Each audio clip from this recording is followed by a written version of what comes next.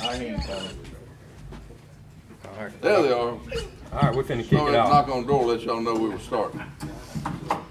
Should have. Start without you. All right. Good morning, everybody. I'd like to welcome everybody here today on our planning commission meeting, but we're gonna do something a little different. And first, we're gonna have our invocation. Mr. Slate, can you go ahead and give us the invocation? Y'all join me as Father. So thankful that you're here with us. Father, so thankful for this community that you blessed us with. So thankful for the folks that serve, that have given and sacrificed of themselves so that they might serve their fellow man, that they might do that well.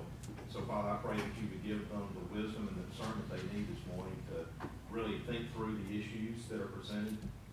And make the decisions that are in keeping with your will first, and also in the best interest of every citizen of our county. Father, that's a hard job, and I pray that you bless them for their service to us. And speaking of which, Lord, we've got folks that serve and protect us every single day. They're out there in the community in places of danger from time to time. And so, Father, I pray that you will protect our men and women that are serving and protecting law enforcement, our emergency responders, Father, everybody that's involved in helping us to feel safe and secure in this place. And Father, help us never to take that for granted, but know that it's one with a price. There's a price that has to be paid. And so, Father, we're grateful for the price that is paid in Christ's name. Amen. Thank you, Craig. Normally, we start off with the planning commission, but we have some very important people here for public comment. So if y'all don't mind, let's jump over here on the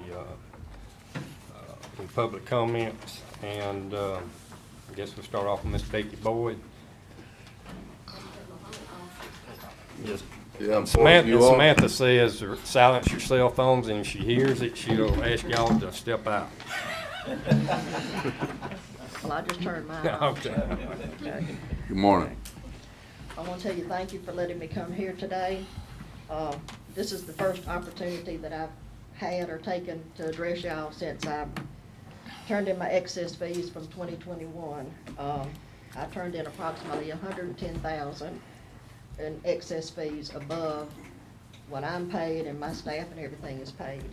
I turned in $104,405 on April the 14th, and I had already turned in $5,000 in February because the judges needed equipment and stuff for their offices.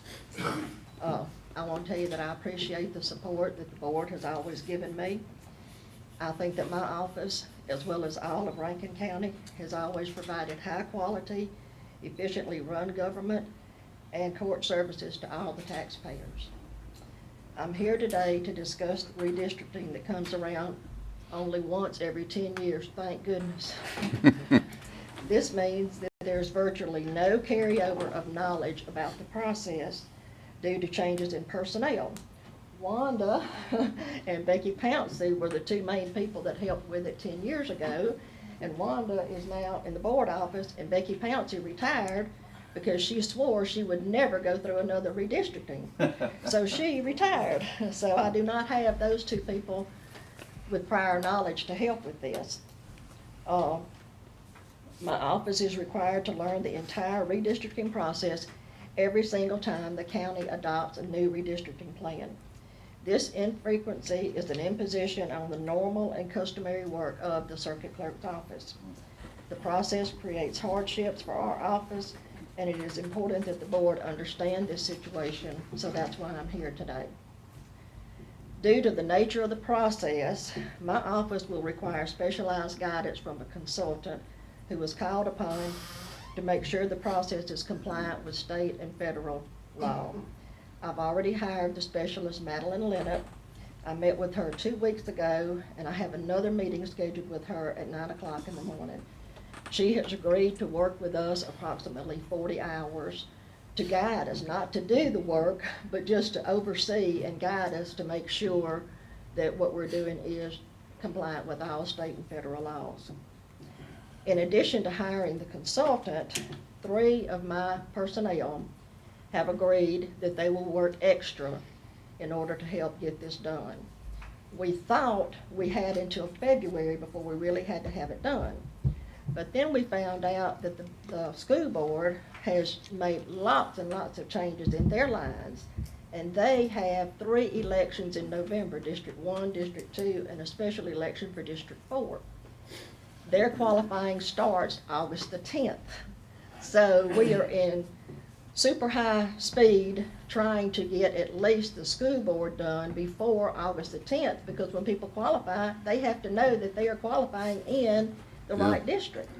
So this was kind of a surprise to us, you know, to learn that we would have to hurry up our process. Me too. Okay, so in addition to those 3 that have agreed to help me, that also means that the other staff may have to work extra in order to keep up with the day-to-day work, because these 3 people will be working on something else.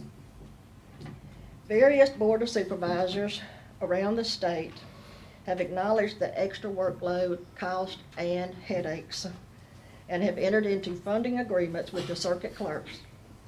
I've checked with the counties closest to our size, as well as the amount of changes that they feel like that they're going to have to make.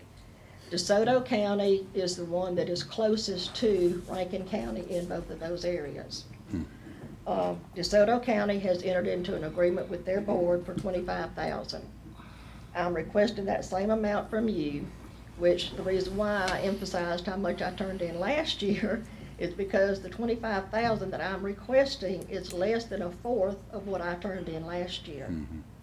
So that's what I'm requesting from the board this year.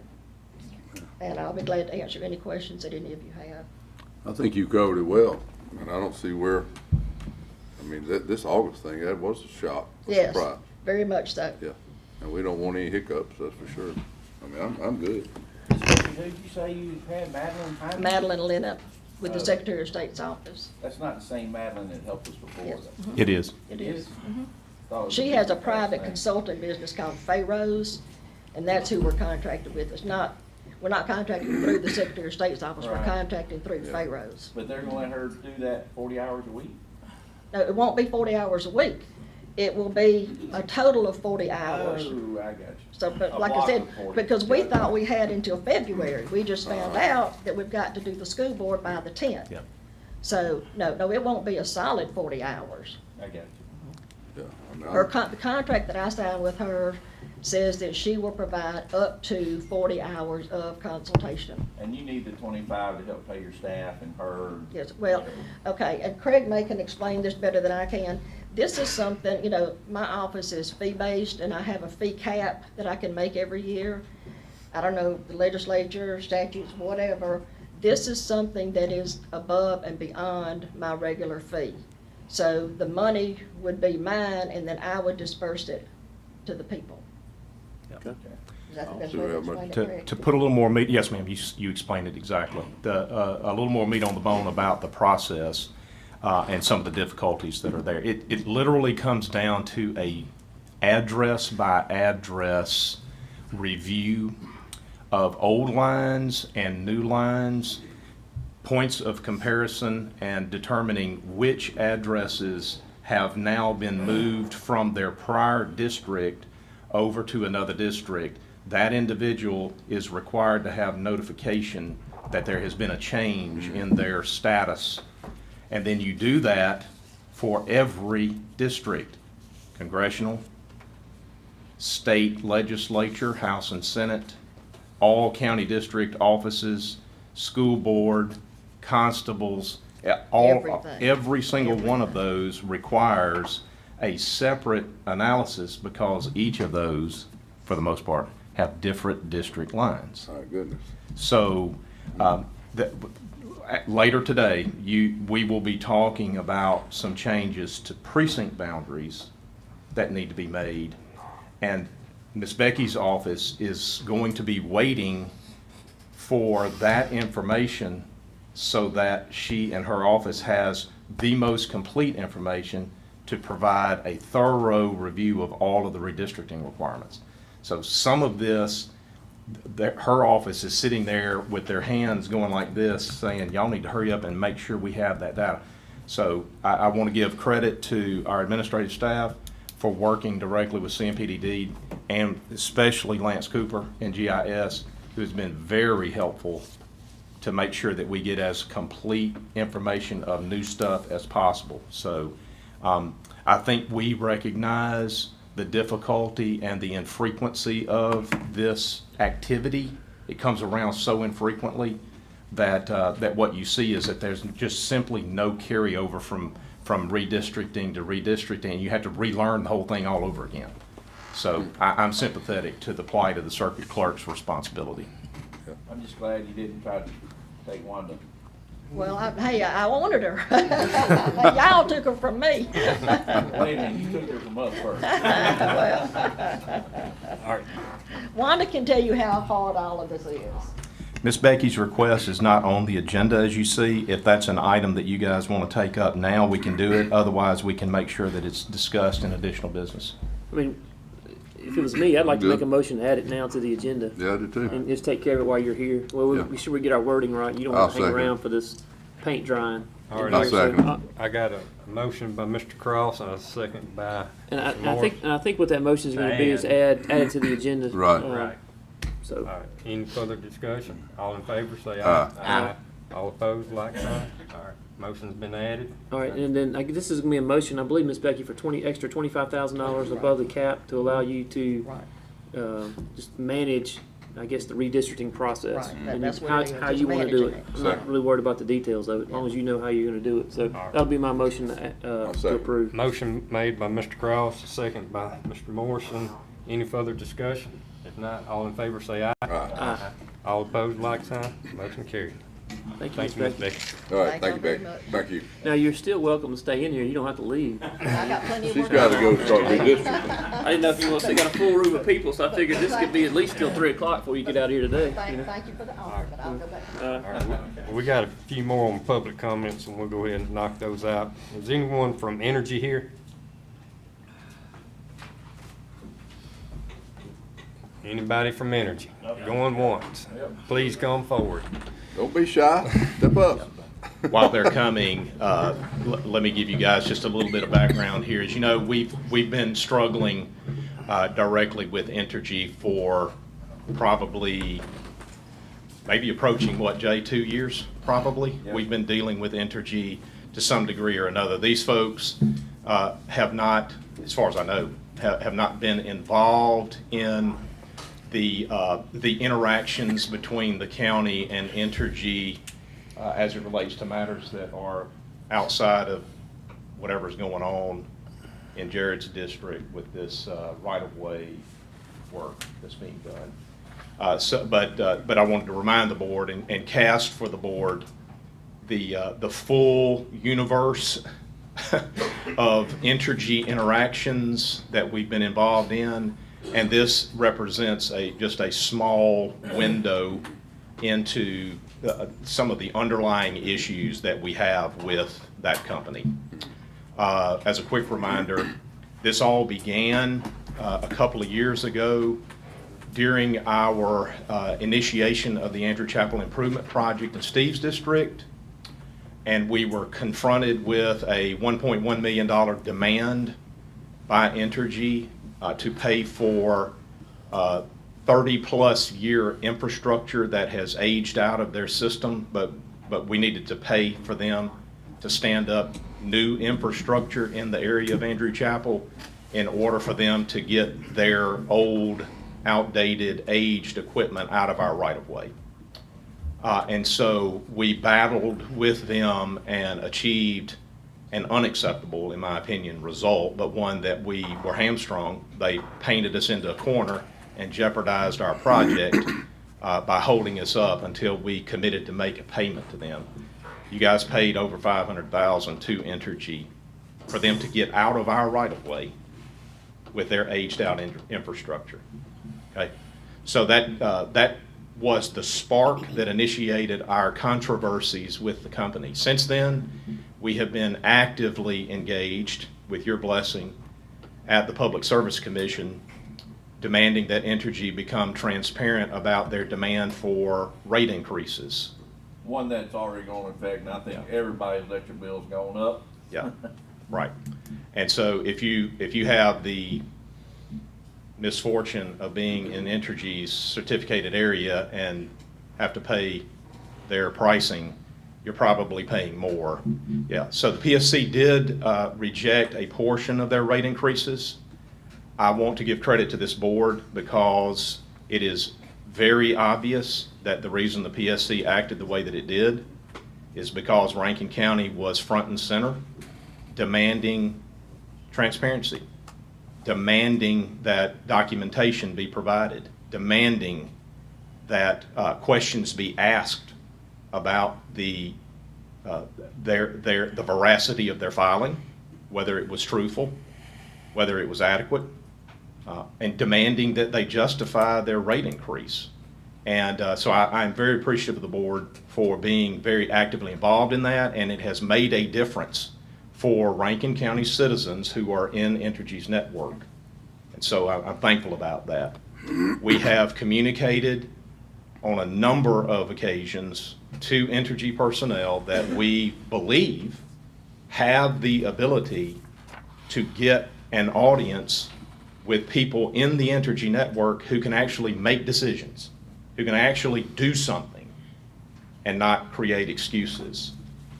We've told Entergy on a number of occasions, one of the primary concerns that we have about you as a company is that you have failed and refused to honor the county's utility permit requirements. They have behaved in the past, and I suspect will continue to behave as if they are immune or exempt from your legitimate utility permit requirements. And one of those permit requirements is that when they are in the public right-of-way, they tell us where they are, when they're going to start, who's going to be doing the work, what is the work you're going to be doing, and if it's going to impact our roads specifically or our drainage ways that are associated with our roads, we need to know about that work. How is it going to impact us? What infrastructure is either going to be removed or replaced or installed newly that we need to know about, because we may have road construction or maintenance activities that could be impacted by the infrastructure that you are messing with. So it's a legitimate request that we be provided that information. And what we find here is, I believe, I'm gonna let them speak and they can tell you exactly what's going on. But I think what we're gonna find here is that they are conducting some utility, either relocation or they are clearing right of way, but the way they have gone about it is that they are either directly or through their third parties, they are blocking traffic on a public road for inordinate periods of time and prohibiting the traffic from being able to freely flow on a public road with no markings, no warnings, no flagman, nothing to indicate, hey, this road is closed down here and you might want to turn around here instead of going all the way down there and turning around. It's become an imposition on the motoring public, and we, the county, have not been advised about any of this. We had to find out about it from our constituents. This is what we're dealing with. For 2 years, we've been screaming from the mountaintop, y'all got to do better by Rankin County. And by the way, I have left out all of our discussions. You know them well. I've left out all of our discussions about the complete ignoring of Rankin County as it relates to economic development activity. I didn't even get to that. For 2 years, we've been trying our best to get their attention. And for 2 years, we have been ignored. All right. Let's see, is there someone like to speak on Energy's behalf and state your name and? Good morning. Good morning. I'm Robbie Kemp, Manager, Region Customer Service. We were asked to be here today to cover a vegetation concern in the Cleary Road and subsequent areas. So the topics that have been discussed today, we welcome the opportunity to schedule a meeting with the necessary representatives to address the issues, and would prefer to have an agenda of those items so that we can have the proper representatives there to attend that meeting. But we were asked to be here today to discuss the vegetation issue on Cleary Road. Am I correct? Cleary Road area. Was the road Actually, shut Clear down? Road, Hickory Ridge, and if you're Pierce, and if you were, I hear you may be going on to Florence Byram at a later date. I don't know that for sure. So that's, yeah. Yes, sir. This is my district, Okay. it's my home, Yes, sir. and these are my constituents that are upset, and it doesn't matter if it's mine or not. It's just the things he said, and I don't know if you're aware of it, and I'm not blaming you, but Yes, sir. it's the contractors you have. And not only have they blocked the road, they're rude. And I know firsthand. I know firsthand from my wife, my son, and they said, man, you can't block this road. And he said, you have to find another way around. And we go, it's a dead end, dude. You can't get in or out. This is the only way out. And he said, well, you just have to live with it. Got a man down there, got a business. Really? You got a business? Well, I didn't know that. People can't get in and out. They're not letting anybody know they're shutting the road down until they go down the road. Then they put a road closed sign. Well, if you're in a trailer, how are you going to turn around? And then the guy gets smart. And I know which one. I could point him out. Yes, sir. I know what he drives. But, and not only that, they're damaging the road. Where trees have fallen, they're knocking dents in the road. The shoulders of the road, and I understand when they got the equipment walking out there close to the edge, they're cracking the shoulders off. And got a call the other day, they're walking a track hoe down the middle of the road, just like it's a car. Yes, sir. So, I mean, these are things, and I know that's not you, but Yes, it, sir. you know, I'm the representative. it's your contractor. Yes, sir. So, you say a traco, like, with the rubber, No, No, probably steel. steel. Steel. Cleats. Just click, click, click, click, about, yeah, the guy followed it, called me, I said, you get a picture? He said, no, I should have. Followed him all the way down, he pulled off in an area there that they, on the shoulder you get to. I But mean, that's, in fact, he stopped and said something to the guy. He said, man, what are you doing walking the thing down the road? He said, it ain't hurt nothing. And, you know, but I will say, and in fact, our crews went out here just a couple of days ago, because what it's doing is, in places, they broke the shoulders of the road off, and you gotta understand, these are narrow roads. Yes, If you've sir. been down, you understand. So if you're meeting somebody, if you're not seeing it, you're gonna drop off in that hole. I'm not talking about a little spot, I'm talking about a big crack that, in those narrow lanes, you gotta dodge it. And our crews went through and patched them, this week, some of them. Okay. But it's just negligence on their part. And actually, and another thing, I don't know, I'm curious, are they through? Because a lot of places, there's still stumps that didn't get ground, and I'm speaking for the constituents Yes, out sir. there. Stumps that weren't ground, places, logs are still piled up. I don't know why, I don't know whether what's going on there, but I would assume y'all would have ground the stumps that are in close to proximity of someone's home. To my knowledge, we have been working on this project since May.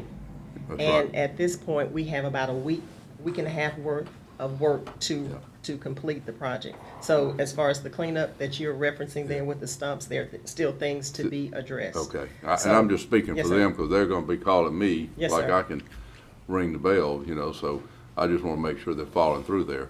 But, and I did understand you had a week, we've been very patient down there, the people have been extremely patient. Yes, sir.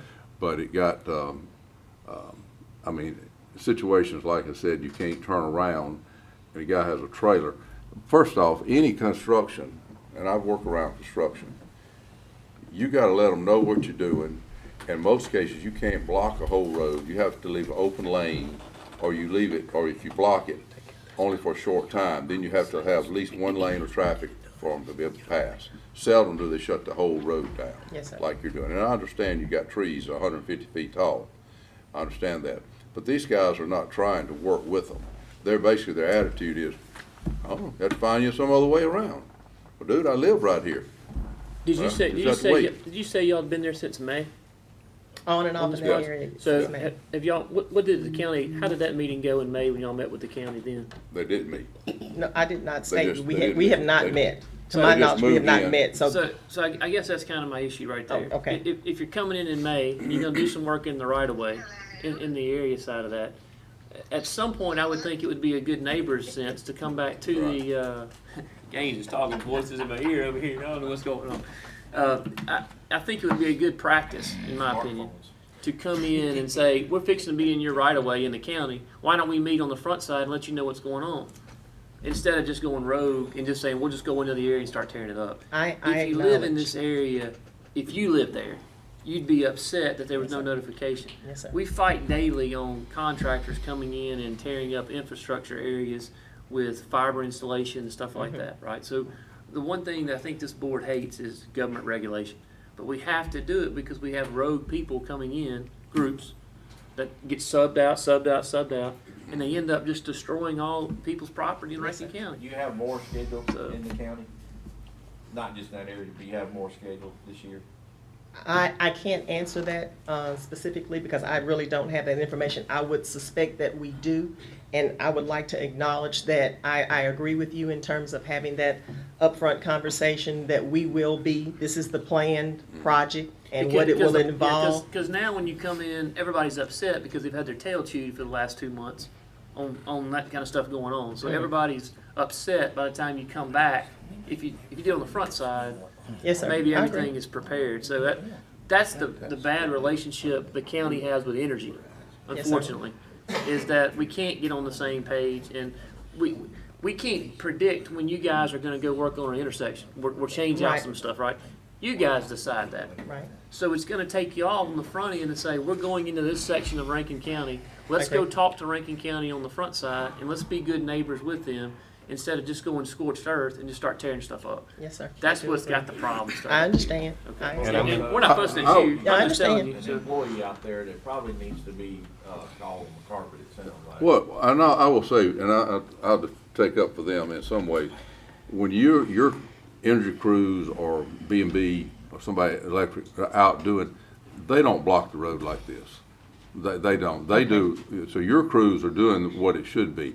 It's the subs that you've brought in, and I know one of them. I know what he drives. But anyway, it's the subs you have in there. So I mean, in their defense, they do a good job of keeping things open.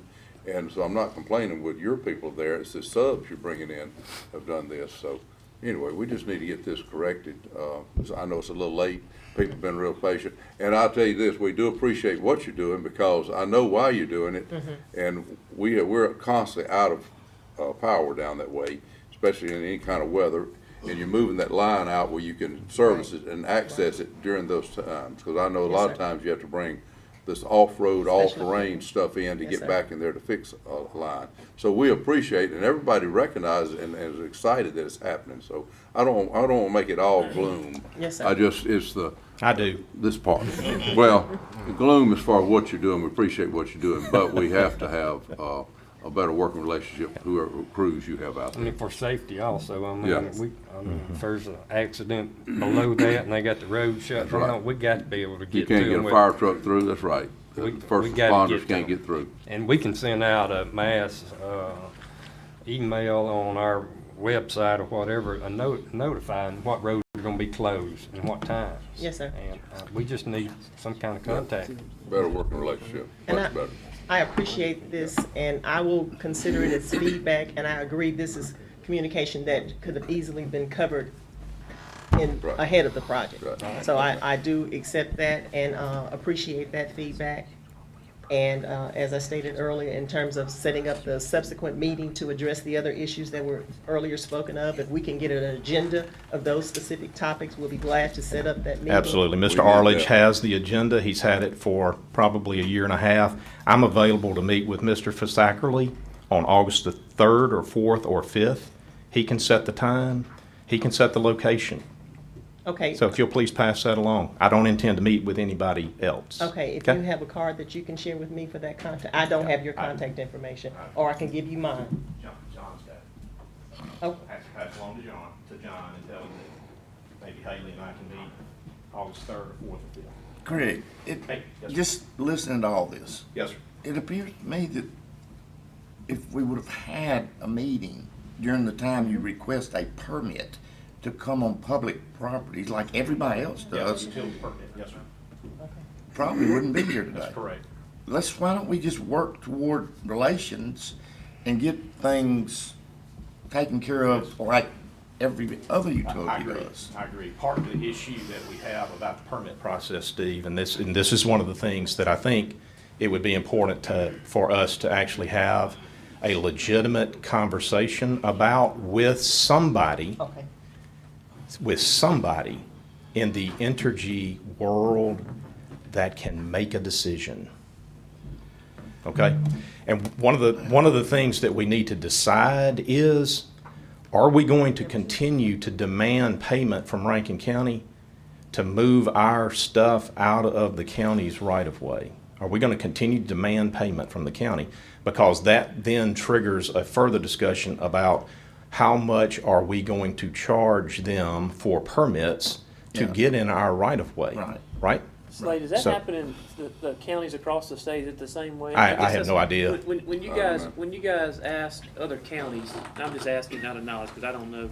When you guys ask people in other counties to relocate your lines or things like that, how does that work in, like, say, DeSoto County or Madison County or Hines County or wherever? I'm honestly not in a position to speak on that, so I would not want to Okay. mislead or speak incorrectly there. I was just wondering, do they do the same thing with the other counties, or is there a different process of that?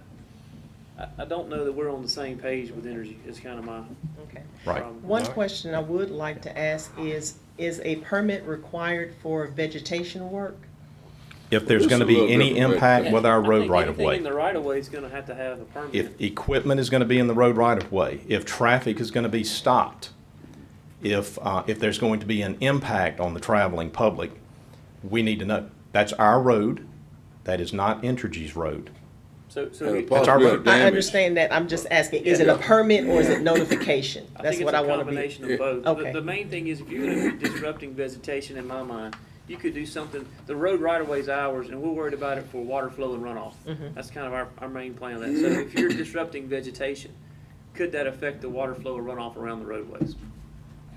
This is a little That's where our different just guys from need to know. vegetation. I mean, it is vegetation, but when you think vegetation, I think Grass. brush. I mean, you're talking about trees that are 150 years old, monster trees. It's been amazing to see what they take down.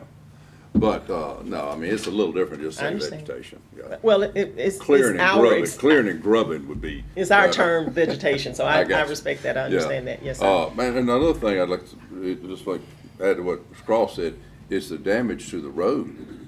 And this is not just a scratch, this is breaking the road. Yes, sir. Yep. And these are narrow roads, it breaks the shoulders off, and that's what they've done. Maybe some of the 500 grand we paid them on Andrew Chapel, they could use to repair these roads that they're damaging with the track hose. You're not gonna get far with 500,000. No, sir. Nope.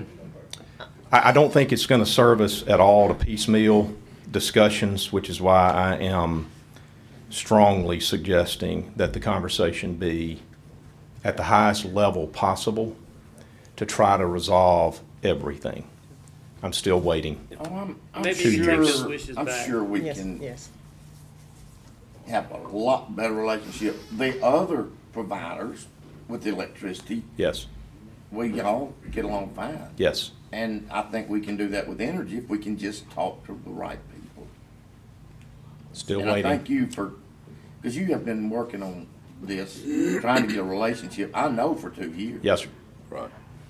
Thank you. All right. If I may address your reference in terms of any possible damage to customer property, you were talking about tree stumps, or if we're acknowledging the road and everything that's going on there, but as far as personal property, expectation of removing debris or anything of that nature, we can direct, if you want to direct those customers to our customer service manager, Sheila McInnes. Well, if you for the leave me a area. card, because I don't know if it's coming, but they most likely will reach out to me to know who can they contact. So, yeah, like I said, the only biggest complaint for them is the fact that you block the road. And you gotta remember, the big thing is, emergency. Yes, sir. Yes, I sir. mean, so, You mind if I talk just a Yeah. second? I mean, I think the whole deal is right here, I mean, if you follow the permit process on what y'all talking about here today, we'll resolve that. But I mean, the biggest thing is right now, if somebody tries to call y'all, figure out what's happening in their yard, private property damage, they got to call New Orleans. And it goes through that. I have to call New Orleans to even get a tree out of the road. And that's, I mean, that's unacceptable when we got people that live, I mean, we got offices 10 minutes from here, am I right, Craig? Yes. all right. So, I mean, that's the whole issue. We've got to contact and notify these people, who they need to contact and what needs to go on, because they're gonna call us. They're not gonna call y'all because they can't get a hold of y'all. They're gonna call us, they're gonna call those guys for the problem, and then we end up trying to resolve the problem, this y'all's problem. Thank you. Thank y'all for coming in. Thank y'all. Thank you so much. Thank you. All right, I got, next one on my public comment would be, Mr. Kelly Foster.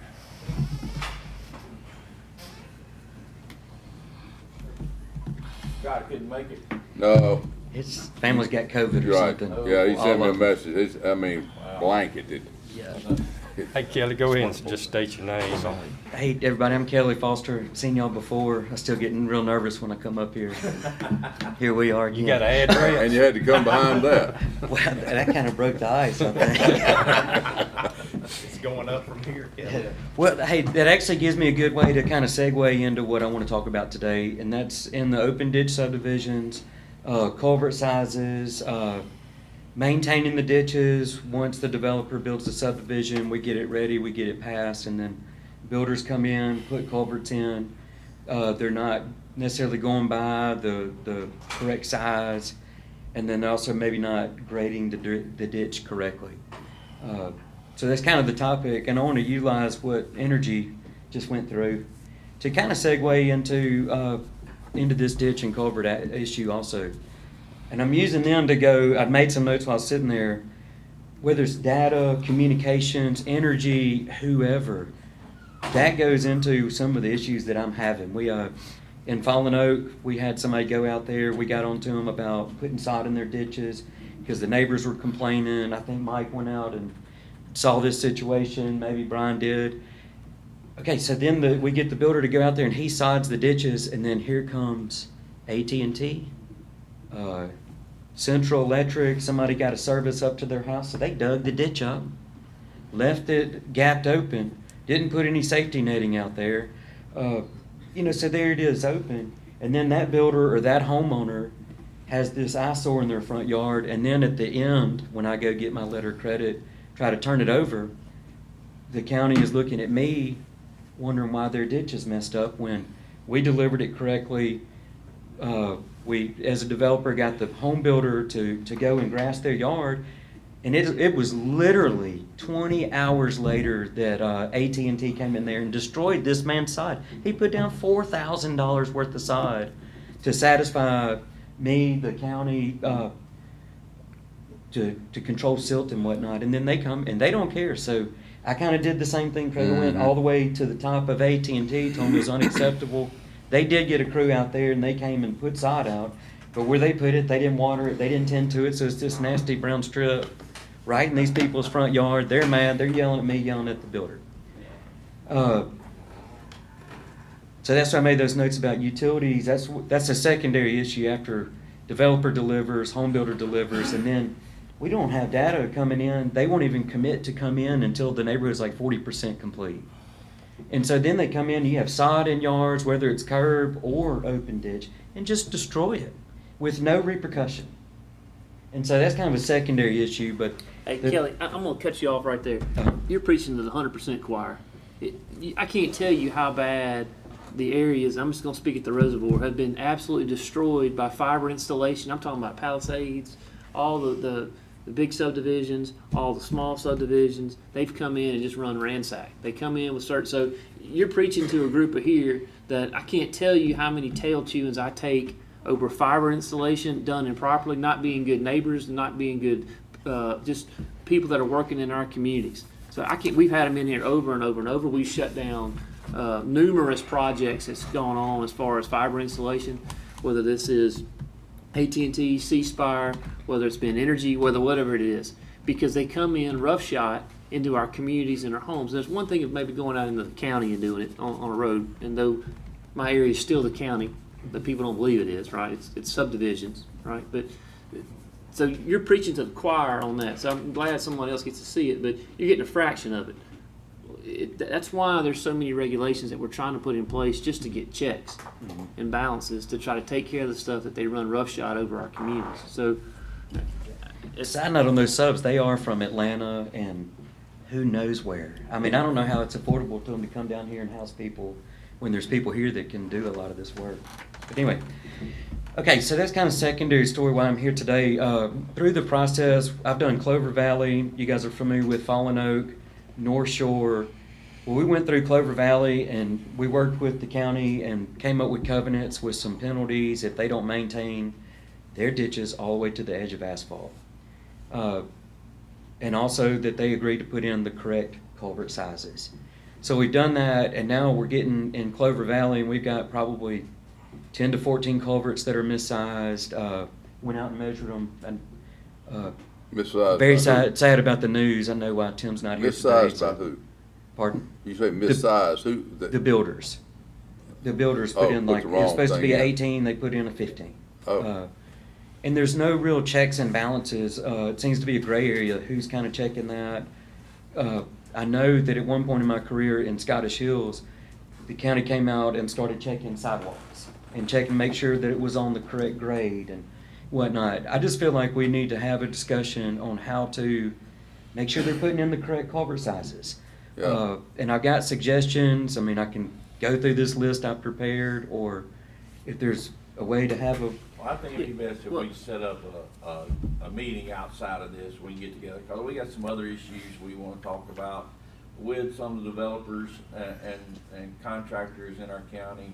Like, you know, we tried to have a haul ordinance before, and it wasn't the way it needed to be. So we'd like to take another look at that, and we know we got some issues we need to address on our current subdivision ordinances. Right. So rather than all of us Right. being together. And I guess the main thing on that, to me, it just falls back on the developer to maintain that the builder's putting in the right stuff around the right-of-ways. And I guess I hate to say it that way on that point, but I mean, there's an engineered set of plans. you're responsible for that right-of-way, right? Let me jump in. Until the county takes the road over? but there, But once you To a sell- degree. I can appreciate this Yeah. because I'm doing it now. Yeah.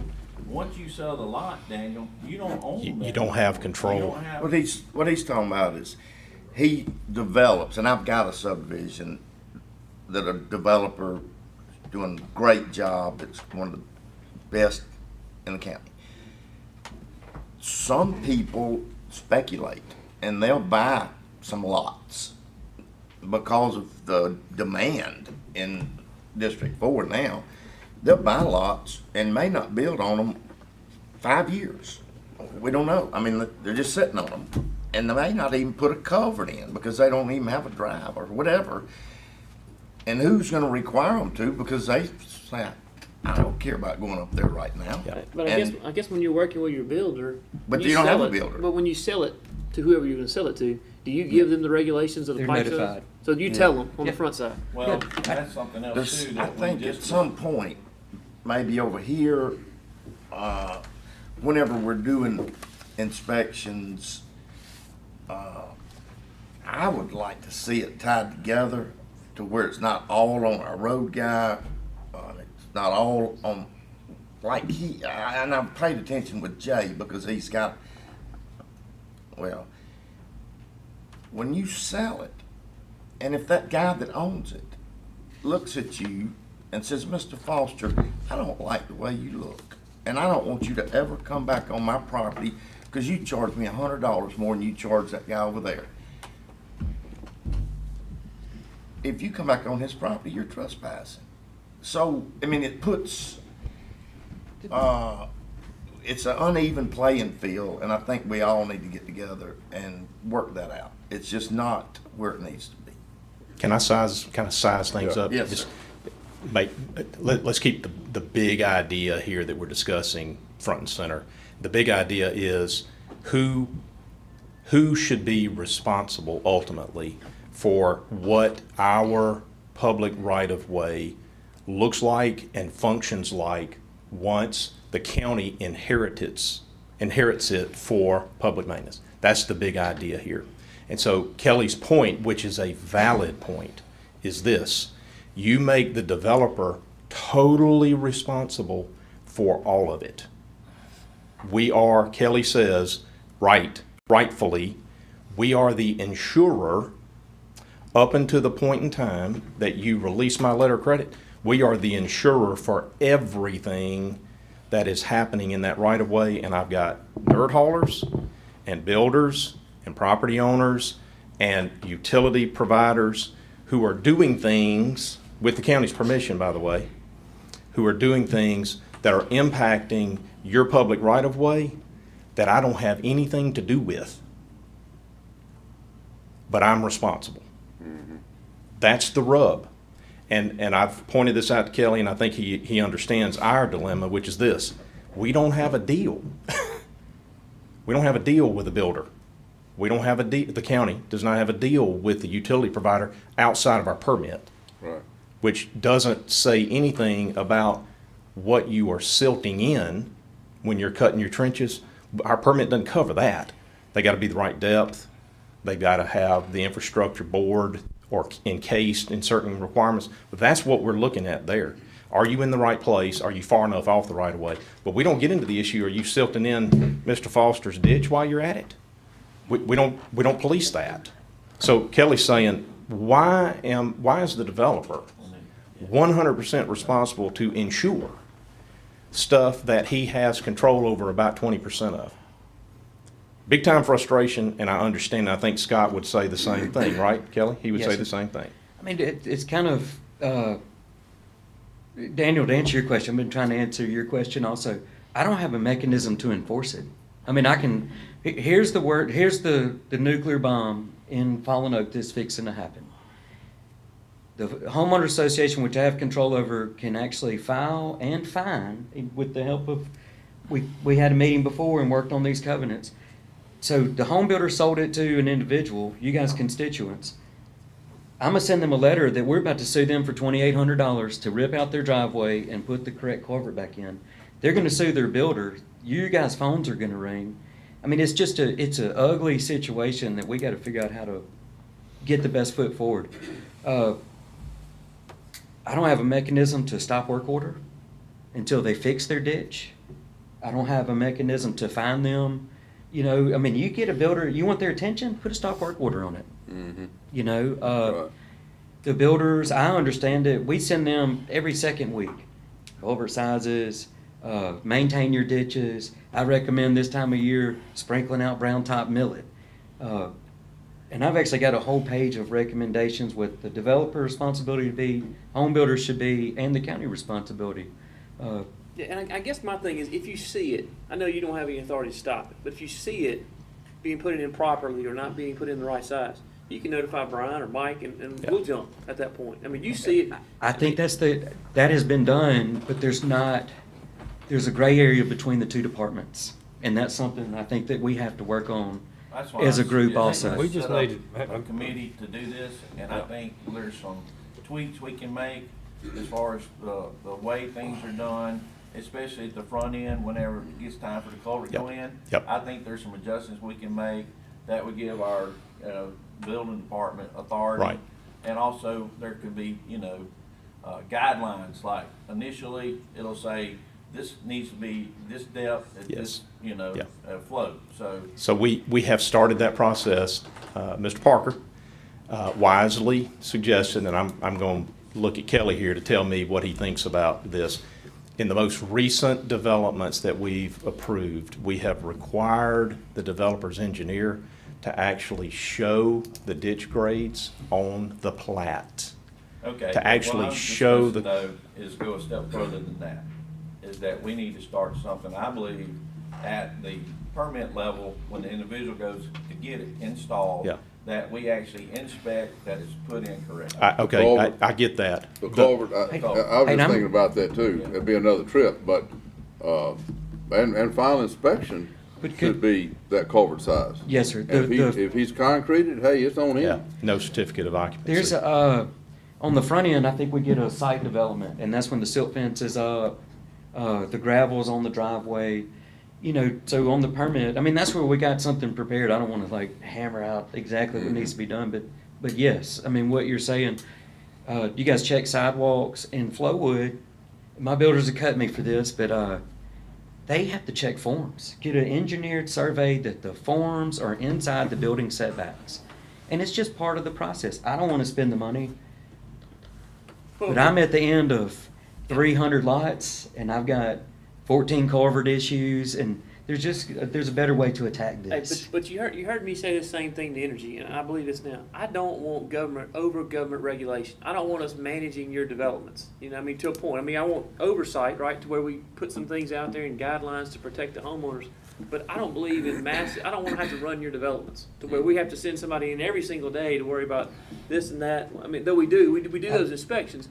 I don't want to get into subdivision management Right. as far as how we got a development, because I'm not for government, and I'll just speak for Daniel. Daniel's not for over government regulation. I don't believe in that. I believe that you as a developer and the builders or whoever should have a set of guidelines, right, that you follow.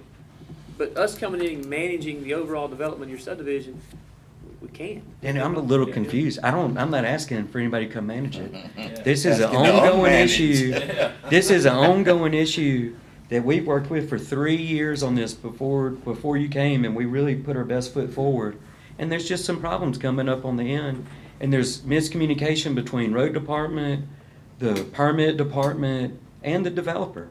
And I don't want to put all the dirty laundry out here today, but there's major miscommunications on the status of a filed platted subdivision, who's responsible for, I have a warranty on it, not like a guarantee that those ditches, I mean, the way it's written, I could go cut these driveways out at the property line, rip their culvert out, and tell them to walk up to their front door. Because it's my ditch, it's the right of way, and that's what I'm responsible for. I don't want to go do that. I don't want to sue them. I don't want them to sue their builder. I don't want you guys saying, why'd you just rip this guy's driveway out? Well, the culvert's missized, and they were notified, and we're waiting on them to put it back. It's just a nasty, it's a bad situation. We have a board meeting Monday. Between now and then, maybe everyone can get together and let's schedule a time when could be convenient for most people. Okay. And, You're talking about have after a or meeting. before or something, the Yeah. board meeting for a Yeah. committee type Right. meeting? Yeah. All right, we can't have but 2 supervisors in that. Or either, I'm not even opposed to calling just a recess meeting. you Okay. know, Right. On a specific day, just to Right. deal with nothing but this. I think you need That to way, hear we it. could all We be. all need to hear it. Okay. That's what I'm saying, where everybody get together, but between now and then, we can discuss it and see when everybody can be here and, Yeah. get as many, because there's several issues I think we can address. Maybe Scott, Daniel, just to be maybe clear, if Scott I will be have well. the teeth, I'll utilize it. Maybe Scott will be well by then. All right. You know what I mean? Yeah. I just don't, All right. I don't have any mechanism right now. Yeah. And I think it's great if the building department does or if the road department does. Yeah, so if it's on the plat, and it clearly shows the grade of the ditch, finished grade of the ditch, shows the culvert size, That's easy. and we can establish before we issue the CO, that does not comply with what is on the plat, we will not issue the CO. Right. I mean, I would think the culvert issue is the simplest one. I mean, get back up.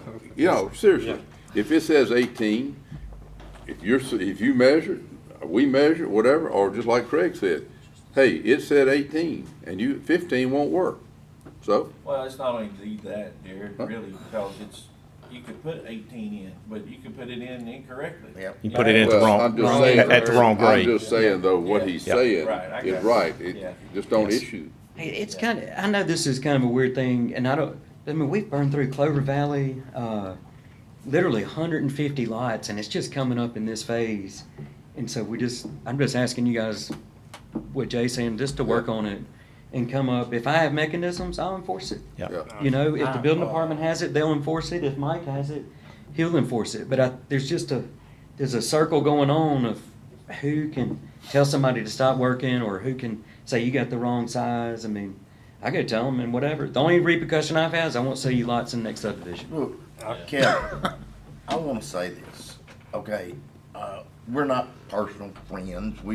I know him through a working relationship. When he talks about these different subdivisions, he has went in and salvaged. When I say salvaged, I'm talking about headed south, bad financial stuff. He's took them over and made them to where they're top. They've received St. Jude homes. We've had 2 or 3 in the last 5 years. Subdivisions.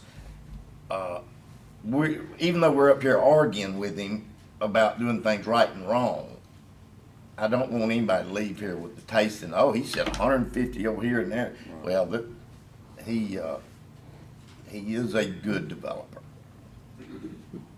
I appreciate that. I just want it to be, I want to move forward, and I either need mechanism on builders, or I need you guys to have mechanism on builders. Yeah. Well, I think we'll get us something set up. I and think we'll get it- well, we don't know what to do without you all's input. So Sure. So that's we'll what get we a meeting appreciate. set up. Okay. Appreciate it. Thank y'all very much. Thank you. Yep. Hey, but while we're on this, All right, go ahead. and this is on drainage, really. My district, and especially the north end of the district, has really shot up. In the last 6 months, we doubled new housing permits from the reservoir, from anybody else. And we're seeing some repercussions in how the water is flowing, the way it used to flow. I don't know, I gotta get the engineers and people, we already have working on flood plans and things like that. It's very expensive. But one thing that I do know is the tighter that we put houses together, the faster the water runs off. And I'm not talking about right around the neighborhood, I'm talking about 5 miles down or up. I'm getting with Craig, our legal people, our engineers, your engineers. We've got to start now planning for 10 years from now. And I questioned it to death. Mike required one developer put in some 8-foot pipes. He lost a lot. When I say a lot, 5 acres, 3 acres, whatever. Because before there wasn't that big a pipe, but when they did all the hydraulics with the new way ground is all now, anyhow, it showed it needed it, and it did. Stuff like that, I think we are gonna have to look way ahead, maybe bigger lots or bigger retention areas, something, so you developers don't get mad at me when we meet, and it's not gonna be a surprise. We've got we gotta take care of this, because it's coming, and it's not, I don't want it to be like what Daniel has happened maybe 20 years ago, and everybody's saying, fix my subdivision. We can't. See what You're they can. underwater. So, anyhow, that's all. That was my public comment. Y'all, I promise you, we will appreciate it down the road. I just say this, appreciate y'all. I've made a great living here. Most everybody knows I'll go out and adjust anything or work on anything, and it's just another day. So I'm not upset. I just want it to be good for me or the next developer and the builders and your constituents. All right, appreciate it, Kevin. Thank y'all. All right, one more on public comment would be waste management. Mr. Holloway. Mr. Kenny. Good morning, guys. Morning. Hey, now, I'll tell you, I'll speak before David starts. Okay, If go I ahead. can, just to kind of get it started. I know we spoke the other day, and I appreciate you guys coming out and talking to me.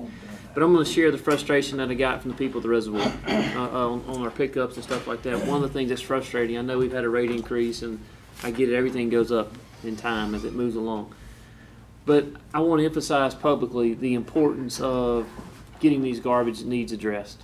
I know things happen, I know things take place that cause disruption in services, but I just want to emphasize the importance of the continue to follow back up, and we're doing that now. I know we're speaking to you guys, and Samantha's got your contacts and all that kind of stuff like that. But the people are frustrated. I'm frustrated. I know you guys are frustrated. I know it's on both parts.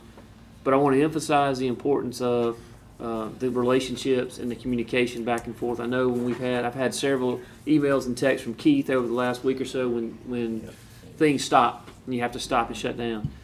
I need that to continue, the communication, to let it go. And I appreciate Keith also for letting me know at all hours that, hey, we shut this down. But please do your best to take care of the needs of the people in Rankin County on waste management side of it. It's just extremely important. I know things pop up, but the community I represent is extremely frustrated with waste management. Right? I'm frustrated. I know you guys are frustrated. And I wish I had a magic wand I could tell you the solution of it. I don't think you have it either, right? But I do want to voice my frustrations on that same side. And as things happen, just continue to put your best foot forward in fixing the issues. I know we're going to have issues. Just continue to put the issues forward to try to get them fixed. I mean, we start every day trying to put our best foot forward. And we, plan for the future and things like that. Try to see what we can do to make things better and more efficient for every county or every city that we service. And I assure you, we do. Temperatures have been rough this year.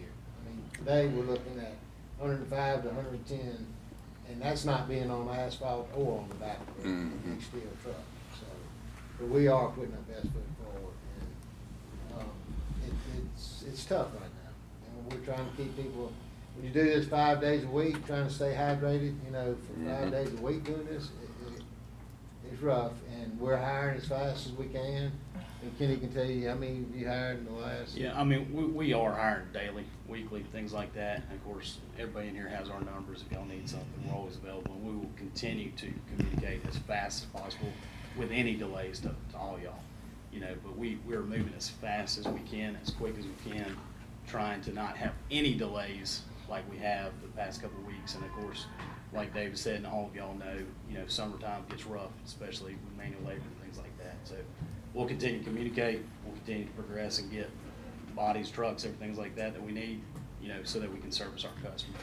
Yeah, because by the time we call you guys, just understand, we're probably 4 or 5 tails from getting chewed down the line, right? So, I mean, we catch it. Samantha's going to try to fight it and fix it as best she can. She's probably going to catch a good bit of it. So by the time we get to you guys, we've already taken a good round of it, right? So understand our frustration on that side. So it's just not a good situation, especially with our rate increases and everything else. It's extremely frustrating. We get those calls as well.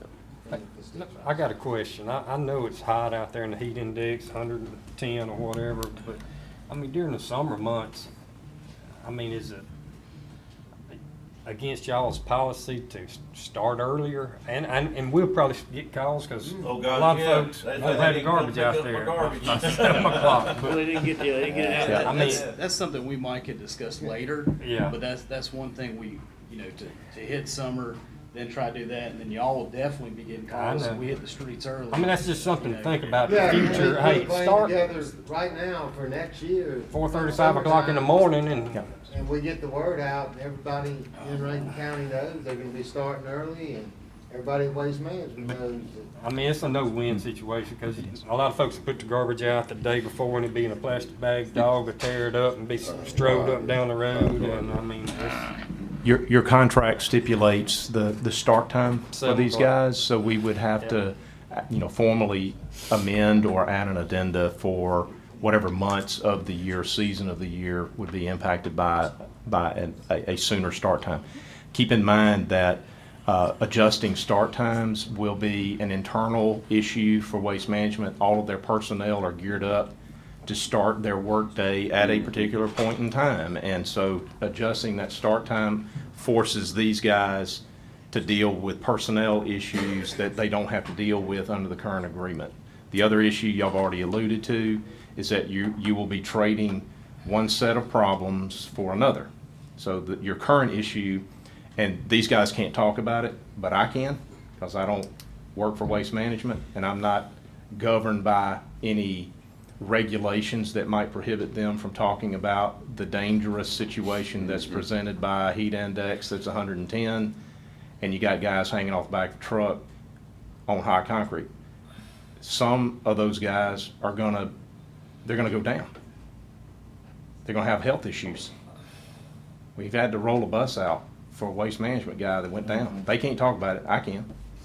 I mean, it's very real Yep. that there's a health issue that's presented in this kind of heat.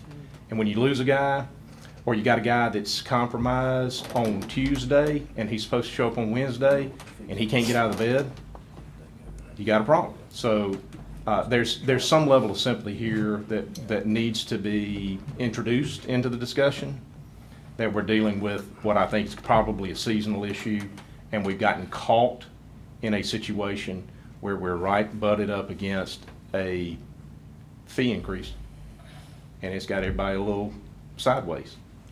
So I am hoping and praying we're gonna get the ship righted here, and with the passage of time, we're gonna be okay. So I think it should be on the table that we talk about maybe a new start time during the summer months to help us to ease some of this, but that's an education process for our folks. They gotta know, you gotta get it out even earlier than we've told you previously during these months. That's an education process. So the problem's gonna be you're gonna have some skips, you're gonna have some misses when you do that.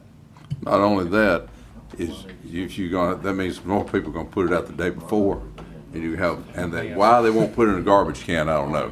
But then it's gonna be just torn up. More, a big percentage will put it out the day before, if you're gonna be coming through at 5 o'clock in the morning. And the other thing, and I sympathize with what you're saying, you're hiring them every day. I know, I work in it every day. I know the heat. But you can hire a guy, and in about a week or two, he goes, man, it's too hot out here. I can't deal with this. You know, so they just roll that one off and you get another one. Or he doesn't show up because it's just too hot. Or, just like Craig said, you got one that does get too hot. One thing, probably drank too much the night before, and that's when it got really hot quick. But I understand what you're saying about hiring them every day, and they roll off. You know, they don't realize how hot this is, how demanding it is. So, and you know, for the people that complain, and most of them are sitting in a house or office is air conditioned. They're not outside there. So I really am sympathetic to the guys, and I don't, that are out there on the back of that truck. So. And again, we'll continue to communicate, Yeah. and that's on us for get everybody out there and get it done for the customers and Yeah. you know, y'all's constituents and everything. So we'll definitely communicate as we go on, and hopefully get through the summer, you know, and Right. get this rectified quickly. Right. Appreciate you. All right, thank y'all. Yeah. Thank you. Have a great day. Is there any other one here that's got a public comment not dealing with billboards? Did y'all have any objections going ahead, and we got 3 more items on this agenda, or go back to? You run it, buddy. All right. Can we, let's just recess, we need to recess out of our normal work session and open the planning commission, and that's where we can take up the next item. He may be gonna be. I think the majority of folks here on the sign issue. Oh, Can we okay. go ahead and, we only got 3 more items. Here in Yeah. my section? I got Yeah. you. We'll just go ahead and go to your section, Mr. Slay, on public hearing. Renee, y'all bring your lunch. I'm sorry, Renee. It won't happen again. Okay, gentlemen, this is going to be a continuation of a public hearing that took place on June the 30th. It was tabled until today, and so this is a continuation. We're going to reopen that public hearing. This is the Leonard Busby Companies, and they are seeking a conditional use permit to place a billboard in the northwest corner inside the fence of the farmer's market on O'Fannin. This is an LED board. The size of the proposed board is 22 feet by 11 feet. It's 484 square feet. The overall height is 35 feet. Billboard structure is to be placed, will be finished in a brick and stone base. The base sign will be fully landscaped with plants, planter and shrubbery. Our Reservoir Community District zoning regulations, which is where this board is located, allow a billboard as a conditional use permit in a C3 zone. New billboards cannot be located within 1.5 miles of another billboard on the same side of the road. And our regulations do not allow a billboard face that has greater than 500 square feet. So this board will be on either side, and your regulations acknowledge that you got dual placement, but on one side they can't exceed the 500 square feet. It is understood that this board will be compliant with those regulations. When you consider a conditional use permit, you have a number of issues that are at your disposal to consider before you grant the conditional use. Among those are ingress and egress to the property and the proposed structures, with particular reference to vehicular and pedestrian safety and convenience. That's why you're requiring a setback, traffic flow control, access in case of fire or catastrophe. I believe that this request is not going to be impacting those issues significantly. Off-street parking would not be in play. Refuse service areas, that doesn't appear to be in play here. Utilities with reference to locations, that's going to be on the applicant to adjust or to account for any utilities that may be in conflict. The required setbacks or open spaces. General compatibility with adjacent properties and other property within the district. That's generally an area where you guys will draw some focus on a conditional use. Does it fit in? Does it fit in this community? Is it appropriate for this community? And then you have a catch-all provision, any other provision that you deem applicable to consider as part of your conditional use request. You're also eligible to propose conditions on the issuance of a conditional use permit. That makes sense, it's conditional use. And so you can establish what the conditions are, and so that is also on the table for discussion. One of the reasons why we tabled the consideration from June is because we had been notified by an entity called Trailhead Media LLC. Trailhead Media LLC, I believe, is a company that's actually based out of Laurel. The attorney for Trailhead Media wrote to me on behalf of the board and requested that the board deny the conditional use permit, and if short of denying, then to withhold consideration of the conditional use permit on the basis that they alleged that Mr. Busby would be violating an agreement between Trailhead Media and Mr. Busby's companies and Mr. Busby individually, that he would be in violation of that to seek your permission to place a board here. And that's some sort of arrangement between Mr. Busby and Trailhead Media that related to a sale of his former billboard company. So he was under what's called a non-compete agreement. And so they were triggering their rights under the non-compete and were asking us to not allow him to knowingly violate the non-compete agreement, and so they put us on notice about that. At my recommendation, the board chose to delay and to request that whatever impasse between those parties was present, that be resolved. On July the 24th, the board, received a notification from the attorney for Trailhead Media. And if the board will indulge me, I'll just read from it. If you recall, I represent Trailhead Media, an outdoor advertising company based out of Laurel. And on June 28th, I wrote you a letter regarding some unauthorized development that was taking place by Leonard Busby Companies in Rankin County.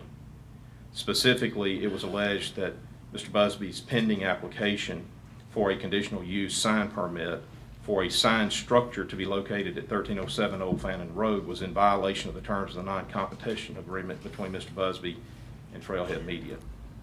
This letter is intended to advise Rankin County that Mr. Busby and Trailhead have reached a private settlement agreement whereby Trailhead has agreed to allow Mr. Busby to develop this location, and that upon development, he will sell the location to Trailhead Media. Based on the foregoing, Trailhead hereby retracts its objection in the development of the sign at 1307 Old Fannin Road.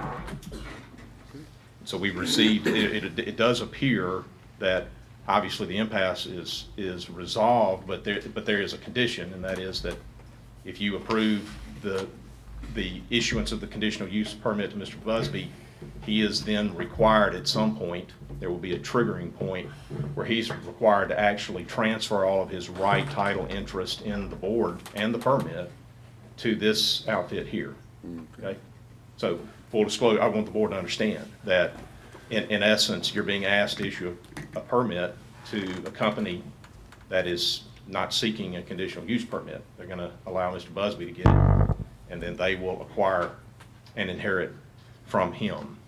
And that's their prerogative. They're welcome to do that. I just think it's important for you guys to know that the person asking for the billboard is actually in Laurel.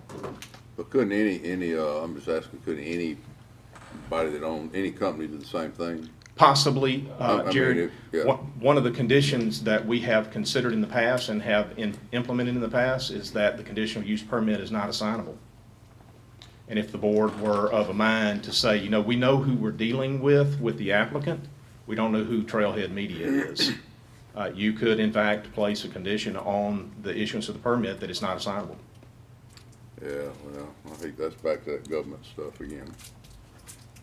So in the discussions though, one of the things that Mr. Busby said is that the county would be able to have use of it whenever we need it for making announcements. Yes, sir. So I would think we need to make sure if we can make that go through, that that's in play. I have a letter here that was delivered, I think today, on Busby Company letterhead, and that is that Rankin County and the Rankin County Board of Supervisors will be allowed to advertise emergency and/or public service messages on the digital billboard located on Mr. Cockrell's property as long as space is available. What is not clear, and it really can't be made clear from Mr. Busby, because we would really need it from Trailhead Media. They're going to be the ultimate owner.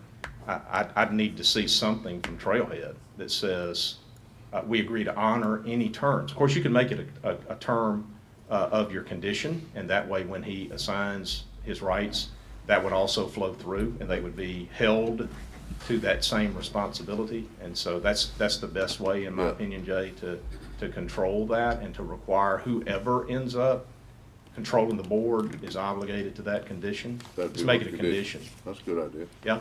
You could say, Jared, I understand, but I don't think we can just dismiss the reality that we know what we're dealing with the applicant who is here before us. I mean, you guys can look them in the eye and tell them straight up, these are our expectations. Right. And if that gets assigned to a third party that's not a part of this process, a lot of that's going to get lost in translation. They won't Be know. part of the condition? Yes, sir. So my suggestion would be that what happens here is that at least you condition an assignment on the board granting permission to that assignment. Is anyone from Trailhead here? I'm not from Trailhead, but I'm from Busby. Come up. Okay. Just state your name and. My name's Jessica Pickerell. I'm the office manager for Busby Outdoor. I also worked for Trailhead up until about 12 months ago. I've been working on this project since the beginning, so I feel adequate to answer any questions that Mr. Busby would have to answer. On the part of assigning, Mr. Busby and his company will be putting the billboard up, and it wouldn't be sold or transferred until that billboard was up. So the only issue there with Trailhead would be playing the messages as you have requested. And we do this all the time. That's standard kind of procedure to put in there as long as there's space available. But to make that part of the conditional use is absolutely fine. To make it where the conditional use can't be assigned is also, because it won't be to them until it's actually put up. Okay. Any other questions? No? So we need, this is a public hearing, so is there anyone here to speak on or in opposition to the conditional use permit that has been requested? You can say that. By Busby Companies. Okay. Anyone here to speak in opposition on this matter? Anyone? Gentlemen, I'll remind you that you've already heard from I'll just generally refer to them as competitors in this market, and they have submitted to you reams of documentation that tend to suggest that Mr. Busby is not entitled to this conditional use permit. And we have already received all that documentation in prior hearings. That is all a part of the record, and I wanted to state and make it clear for our record here today on this continuation that we are acknowledging that that documentation has already been received and is in fact a part of the record of all of the proceedings on this matter. And so all of that will be included as record in the event that anyone intends to challenge whatever decision is made here today. The record is and will be complete by virtue of everything that has been submitted previously and including today. The documents that I have read to you into the record will be included as a part of the documentation to be submitted in the event it's required. And so since there is no one else here today to speak on this matter, we can close the public hearing unless you guys have other questions. I have one, just the petition, I believe it had one signatures, that's included in there too? That was included at the June 30 proceeding. Okay. Yeah, and I want to make one comment, Mr. Slay, if I can, also Mr. Cockrell. First off, I want to say again, and I've said this on several other meetings, we brought this up, how much I appreciate your business and your store there. The community loves it. They enjoy the service and the personal touch you play to all the people that come into that area. Not only from Rankin County, but Madison County. Everybody comes to your farmer's market there. And it's a true asset. You do a tremendous amount for the community, for the schools and people that are there, and I can't tell you how much I appreciate that. But I will tell you this here, that I'm against the billboard. And I'm against the billboard for the point of all billboards on Old Fannin Road. I'm against all of them. I don't want them there, in this Daniel's thoughts. So I'm not in favor of adding billboards to that area. I've spoken closely with the subdivisions that are around there from Avalon and Regatta and numerous people that are involved heavily in the Reservoir Overlay District, and they just don't want billboards on there, right? So I know we had a list in the petition that was signed and we turned those names in. I was just going to tell you my feelings and my thoughts on that. So I'm going to vote against the billboard coming up, but it's not nothing at the Cockrell's Farmer Market. I think it's a fabulous place. I think you've done a tremendous job in being a true steward of the area and the community, and people of Rankin County hold you in the highest regards. But I'm against the billboard that goes there from that side because of the community that lives around and the people that's reached out to me on numerous emails and calls and contacts on that side. So many of the people believe in that area that we have too many billboards that are there right now. If I had just my magical wand, I'd take them all down, right? Because I just don't want the area filled up with billboards. And part of the thing that when the overlay district was created out there, one of the things that came into that ordinance there was not to add any more billboards. That if we were going to add one, we had to take one down, and we wasn't going to allow any more there because it was a strong feeling of even the people on the board that voted for that rule, not to add billboards up and down Old Fannin Road all day long, right? So when you're talking about all the billboards, we're talking about 2 right now. That's on Old Fannin. Well, there's probably more than 2 on Old Fannin. I think there's one right there near the Pump It Up area. There's one by the boat shop. That's the only 2 I know of. And there may be a 3rd one, but I may be wrong. There's 4. Or Ms. Renee tells me there's 4 on there right now. So this would be a 5th. All right, so if that's the case. So the people at the Reservoir were adamant about it at the time when these overlay districts came out there. And speaking for my constituents on one side of the road, I know Jay's got the other side of the road, but on my side of the road there, all the calls I've gotten has been in opposition of it. Okay, so. But I think y'all already spoke, I think. But I mean, I just want to give you my views and my thoughts because I wanted you to hear that on the same side. So that's Daniel's approach, and I'll vote on behalf of those people at the Reservoir. So what we're doing right now is just closing the public hearing. Right. We hadn't gotten to the point yet where I'm. If we even get to that moment. Yeah, where I'm triggering you guys to consider the request. Okay, so. Do y'all have any other questions that you would want to have at this point before we close the public hearing officially? Okay. Then the record will reflect that the hearing is closed.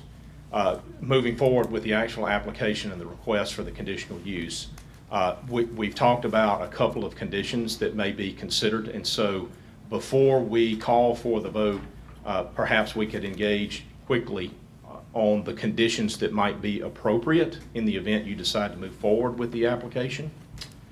Those conditions, I think, should be, number one, that the conditional use permit itself cannot be assigned without the board's written authority. That would be a condition, okay? And that way we get to have a conversation with whoever is supposed to be operating or running the board. We get to have that conversation before they officially take responsibility for it. Okay, so that's one condition. The second condition would be this. Instead of allowing an escape hatch on the county's permission to provide public safety and public interest messaging on this board, the escape hatch being as long as there's space available, I would strongly suggest that we effect a condition that the county will be allowed and authorized to have public safety and public interest displays regardless. It would be That would be fair, a I think, condition. Put a limit, you know, like Yes. 5. Because these are going to be digital, so this will be within a 1 minute slide presentation. We can have up to 5 public interest displays in that 1 minute cycle. Just make that a condition. Is that a condition on the other boards that's in that area? No, we don't have access. I mean, I'm good, I wanna do some type of condition if we do this. But I don't wanna reach so far out there that, we've never done this or anybody else, nobody, I know they do put some public notices up, but we don't have probably in their contract. I think the way Mr. Cockrell is nodding his head, he's favorable to do it, but I don't wanna pin him down to where if we allow him to have it, then we clutter the sign. I mean, if he's gotta have 5 a minute, I mean, we there's talking not about but 6 emergency. a minute, We're just talking about something like emergency, that. could you not? There's only rotating 6 or 7 of those a minute anyhow. What I really meant by time was like number of times we asked to have something Yeah. on there, not Right. come every week, you know, but, Okay. you know. limit- Amber alert, flood alert, or something. I Yeah. mean, Or what Pearl we, River what we going. had to pay for last Right. time, whenever during COVID, we had to pay for all, you know, $1,800. for the seniors graduate. Yep, You know, yep. so something like that, is what I have in mind. And when you say we, taxpayers had to pay for Right, it. right, yeah. So, that's what I meant by Yeah. just, so I they would just- know we're not gonna abuse our Yes. privilege. So I'm trying to strike a balance here, Jay, between the billboard owner's right to tell us I understand. on a Yeah, whim. I'm with Yeah, you. there's no space. Yeah, no I space, understand. sorry. But I Try don't- again I mean, next year. I'm not, when you say 5 a minute, Yeah. you billboard people, how many do they run, 6 or 7 a minute? She probably can answer that, if you don't Yeah, mind, I'll let her there's- answer it. There's only 6 slots. So if we took So up it's a 2-minute 5. loop, and so there's 6 slots in the 2 minutes. We can amend that document today if we need to, but we need to set it in stone and say, you're gonna get a silver package, which is 720 ads per day, or a gold package, which would be 1,440 ads per day.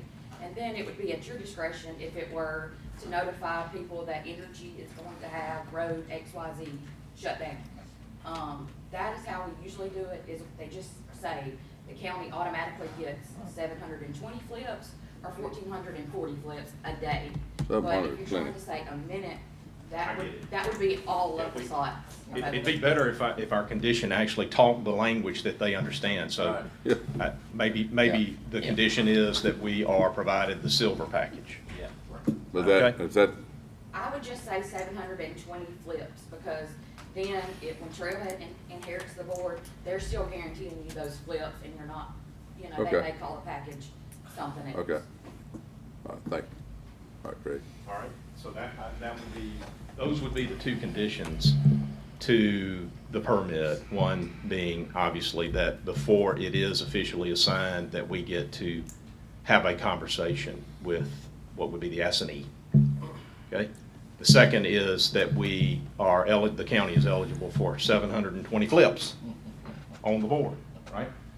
Is that per month? What is That would be that? 720 per day. Per day, okay. It's an executive. But they've only, we don't We be only talking about use an them. emergency. Yeah, We're not like emergency. we're gonna put something up there all the time. Always Maybe use 4 it times a for year. welcome to Rankin County, you know, the things that you can do are. Yeah, but I'm saying, I don't see us Abusing. abusing it at all. It's mostly an emergency type deal. Well, if we just have it in there, then it won't be It's back covered. here Okay. It's whenever they covered. come back. Yeah, And, all right. you know, 720 flips a day. yes. All right.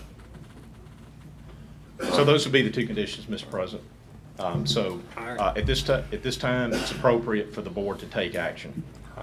I'll make a motion to approve it with the conditions that you just said, with the 720 flips and, conditions that were set at this time. I got a motion by Mr. Morrison. Do I have a second? Second. Any further discussion? All in favor, say aye. Aye. All opposed? Nay. Got one nay. That's Mr. Cross. Motion carried. All right. And I just want to thank the board, and I want to thank Miss Renee. We've had a lot of going back and forth. Y'all keep her, give her a raise. She's done a good job. Mr. Daniel, I'd love to talk with you some to show you how we can benefit those people that live there and how other counties do it too. All of you guys, my name is Jessica. I'm the better version of Mr. Busby. If y'all have had to deal with him, you already know. So if there's anything I can do to help you, just reach out to me. Hey, Jessica, You know you were It got recorded. You approved. know you were recorded then, it got don't you? approved, so just leave it right there before I say take them all down. Yeah. All All right, right. thank you. I'm with Daniel. I really. I'm not going to go any further. All right. Okay. All right. That concludes that. So let's go ahead and adjourn out of this and jump. All right. Do I have a motion? Recess? So moved. Second. All right. Got a motion by Mr. Morrison, a second by Mr. Bishop to recess this, and let's jump into our planning commission. All right. Do I have a consideration? of Y'all, approval? y'all welcome. Y'all can go if you need to go. Y'all Yeah. good. We're good. Unanimous. Okay. See y'all. Thank y'all. To go into the planning session. Do I have a motion to go into the planning commission? No, never mind. We're good. Yeah. Motion go in planning session. All right, second. All right. See y'all another time. You don't need a motion. I don't need a motion. You've got this precedence. Y'all are recessed out of your regular meeting, now you're in the planning committee. Yeah. Okay. All right, Mr. Renee. So did y'all approve the minutes? All right. So moved. Second. All right. Motion made by Mr. Morris, second by Mr. Gaines. Any further discussion? Not, all in favor say aye. Aye. Aye. All opposed, like sign. Motion carried. All right, old business. There is no old business. All right. New considerations. Okay, so the first item under new considerations is a conditional use permit for Gurinderbabber on Highway 25. Mr. Babber is seeking the conditional use permit to construct a convenience store with gas pumps, a hotel, and condominiums in a proposed commercial development. This is a 30-acre property. It's Zone C2. It's just north of Holly Bush Road. This is an aerial view of that property. And then this is his conceptual plan. It shows multiple use designations. All of those uses would be allowed outright in the C2 zone except for the convenience store, the hotel, and the condos. Mr. Babber is wanting to make sure he can be approved for this use before he develops a plat and detailed drawings. This is a view of that property. There has been some questions about water service or availability there. He does have an intent to serve letter from Fannin Water Association for the convenience store. And then also he's gotten a letter we had a letter from Guest Engineering on sewer availability to that project. They're talking about maybe getting just like a wastewater system through the health department in the beginning until they can tie on to some kind of community sewer if it ever became available. This would be a phased development, starting with a C-store, and then he's proposing maybe some restaurants. He's here today if y'all have questions for him. That's a view of the property. And then these are surrounding properties. Yeah, I'll make a motion to set the public hearing, but I do want to mention one thing here. That's going to back up to Scottish Hill subdivision. And that's going to be my big concern to the whole deal. And I'll set the public hearing so we can have the discussion and talk about it more on that same point. But with it backing up to that subdivision where those people live, that's where I've got hesitation on the whole thing, right? But I do want to have the conversation, and let's be sure we go down the road to check all of our boxes to be sure everything's there. Have you had a chance by any means to meet with the Scottish Hills HOA or anything like that? No, sir, because we're gonna step back, like, you know, we're gonna leave enough buffer for the Yeah. fencings and the trees and all that, so we was gonna meet the setback requirements and everything. Gotcha. And everything backs up to them, it's Yeah. gonna be more like condos and all that. Yeah. So they won't see no traffic, they will see like, you know, great trees, So, like. yeah, so here's one thing I'd like to ask. If we can make it happen before the 15th, I think it would probably be better, is if we take time to go meet with the HOA in Scottish Hills, reach out to those guys, and go sit down and talk to them and get their feed on it, because they're going to be the ones that's mostly concerned with it, because it backs up to their neighborhood and their subdivision, right? So if you have that groundwork done on the front, that's going to make the meeting on the 15th, that'll answer a lot of questions that we're going to have at that meeting. All right, so right now I got a motion made by Daniel Second. and second by Mr. Bishop. Any further discussion? If not, all in favor say aye. Aye. All opposed, like sign. Motion to set the public hearing the 15th. All right. All right, so the next item is a rezoning request for Scott May for a proposed subdivision named Mayfield Subdivision. Mr. May is seeking to rezone 40.49 acres of a 105.25 acre parcel on Highway 43 North from C2 to RE1. That's an aerial view of the property. The property is part of the proposed Mayfield subdivision. This is the zoning map. You can see the area of C2 is shown in red. 19.10 acres of development that fronts on Highway 43 will remain C2 general commercial. The remainder of that area will be developed into the 48 lot residential subdivision.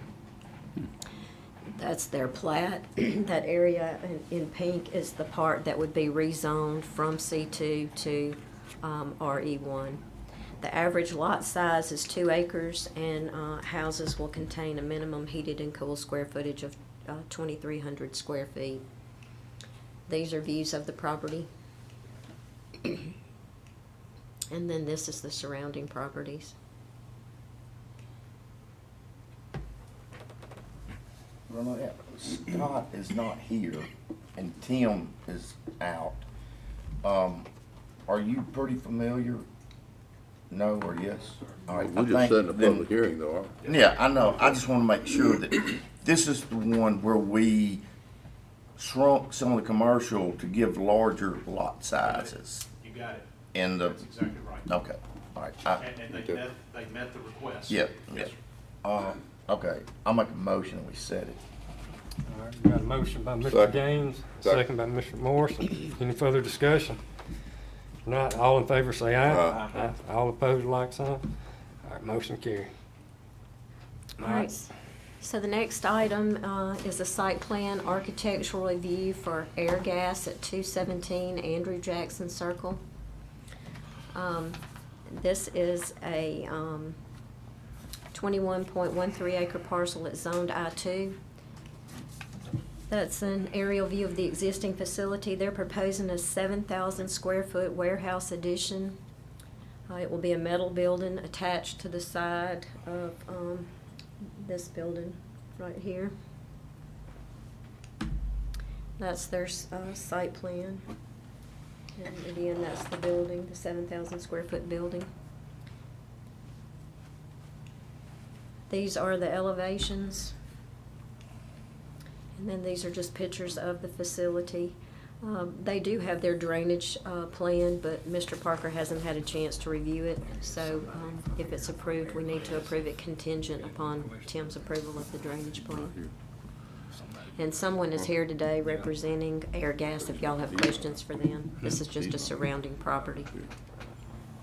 Does anybody like to make a statement on behalf of Air Gas? Yes, sir. Come forward. You need to come If you don't forward. mind, just come on. Your name, Mr. Larry? My name is Kareem Jackson. No. Okay. Vice President of Manufacturing for Air Gas Drives. Go ahead, just state your name. Kareem Jackson, Vice President of Manufacturing for Air Gas Drives. Okay. Just wanted to make you guys aware, what we're trying to do is increase some capacity for our dry ice facility. You guys are probably not aware, but on September 6th of this year, most of the liquid CO2 production for the Southeast U.S. will go offline. That liquid CO2 production supplies at least 4 dry ice manufacturing facilities, not only for Air Gas Dry Ice, but for other companies as well. Those dry ice facilities ship that product into food processing plants. So all of the food processing plants in the Southeast U.S. will be impacted. And we need this facility up and running. Time is of the essence because we have to increase the capacity. The only plant that we have the available capacity to help aid in reduction and impact of this loss of capacity is the Star Mississippi Dry Ice facility. So it's imperative that we get this building up and online to be able to support that by September 6th.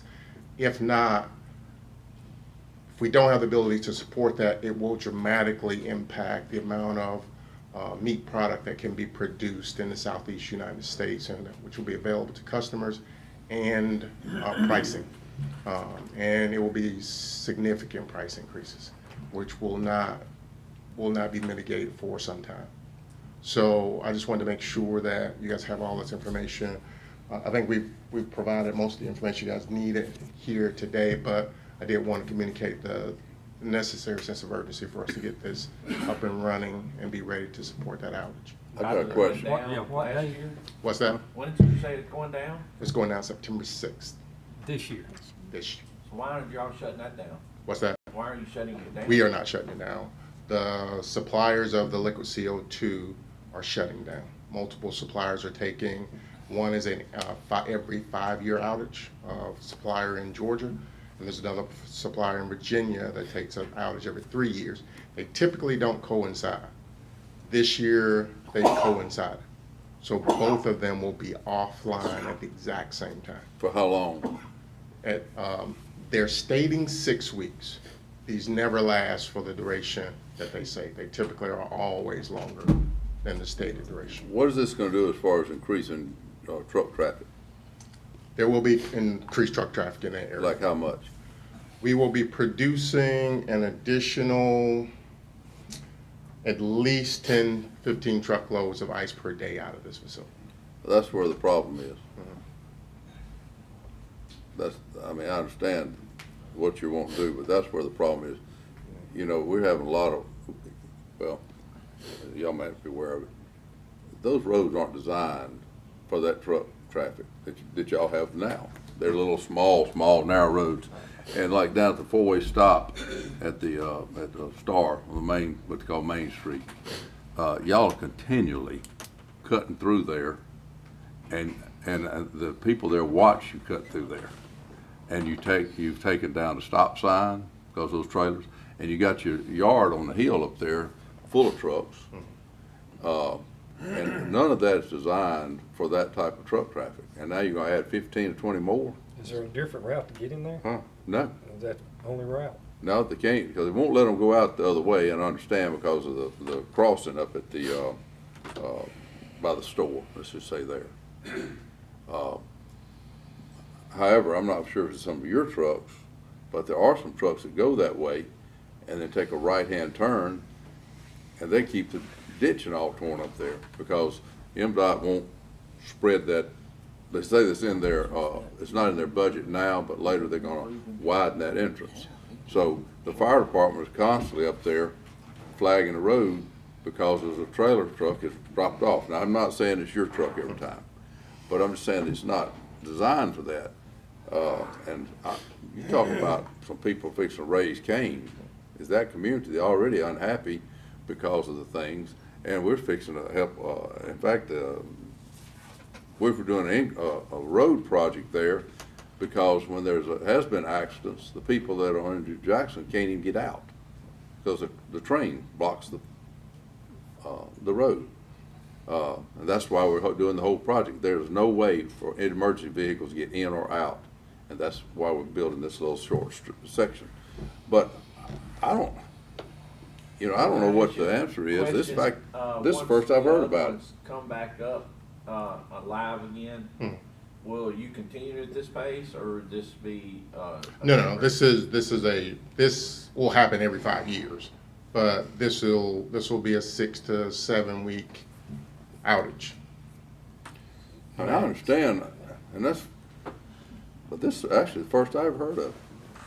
Yeah, it happens every 5 years. No, first I've heard of you coming in here talking about.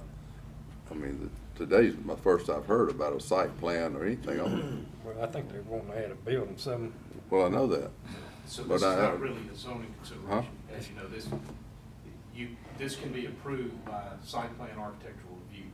So you're not actually being asked to set a public hearing. You don't require a public hearing. Yeah, I see that. It's handled internally.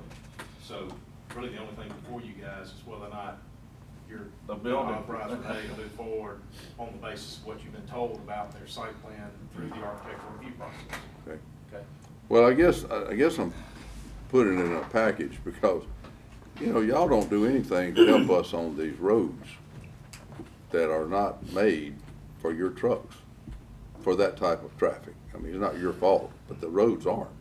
But y'all don't do anything to contribute to that. I mean, anything, that's all taxpayers. Are they, I thought we had a road project going on. Are they not? That's what I was. Contributing any money toward that? Yes. They are We- contributing yeah, to that this because is- of the emergency side of it. Yeah, I guess it's contributing up. I think the last budget I saw was around $600,000 contributing to that road project. It's $350,000. Yeah, We'll but, take 600 though. no, but look, Jay, they won't be on that road. That road is not, they can't travel that road. That's for the. That's strictly emergency, well, I say emergency, that's strictly for, normal traffic, regular traffic. So residential traffic won't have to coexist with their traffic? What's Yeah, happening basically. is that there is. Yeah, an well, you have to see the- adjustment go ahead. it's an adjustment to the location where Airgas's vehicles exit their facility and how they interact with the rail crossing. Yeah. So they will interact with the rail crossing at a place that is safer for them to do so. We're gonna close the unsafe crossing, or the railroad is, and there will be a new crossing constructed In fact, that allows for the truck traffic that Airgas has to better interact with. With the crossing rail bars crossing. and It's everything. safer. I got you. And so, right now, their trucks are actually having to stop along and across a rail spur, an active rail spur, before they proceed across the main track line. And what's happening is that they then get to a stop sign that is on the other side of the main track line that leaves the trailer hanging out over the track. Over the track. So that all is being corrected Right. in this project. So I think it's important to say that Airgas is participating in that safety enhancement That project. safety side of it. But what Jared is talking about, Jay, is how they are impacting other streets. Once they farther leave away from that, the facility. They leave that and they have to get to the highway. I agree, there's only one safe route out that way because they won't let y'all take a left and go down to the store and turn back right, and you can't cross over there and all that, to go, north. So you have to go to the light. But some of them not going to the light, they're going up the hill by where y'all park in your fenced in area up there. And they hitting on the highway there, which that's fine, except at the four-way stop, sometimes you don't even don't turn to four-way, you just cut through the guy's lot there. And there again, it's back to the thing, it's not you, it's whoever drivers or contract drivers, or whoever you have that are doing that. So we need to get a grip on that. So, and I'm just thinking, man, you get that much more traffic going out there, 15 trucks, even though it's for so many months. 7 weeks, I think. Huh? In my opinion, Couple months.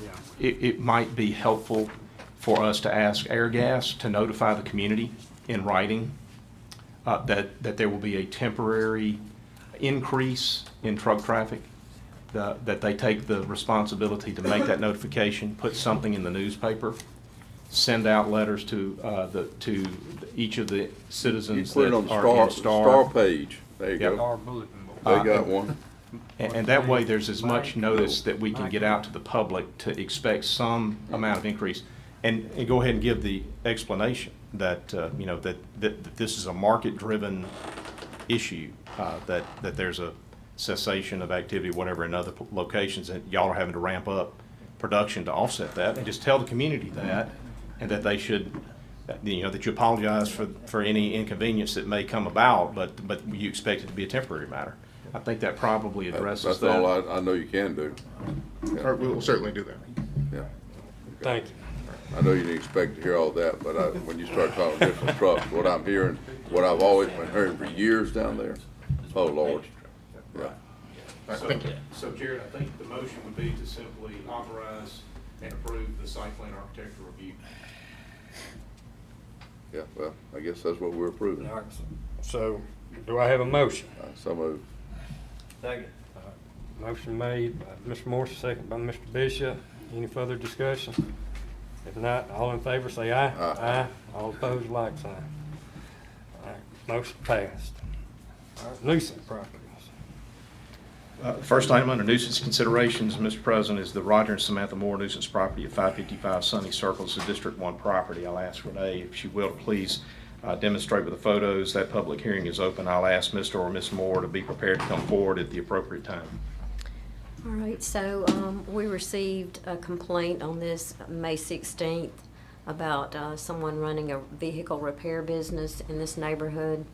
Property zoned RMX. We've had this before as a nuisance property.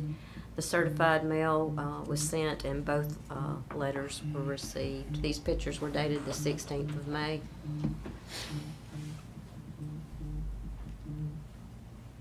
And then these are the pictures that were taken yesterday.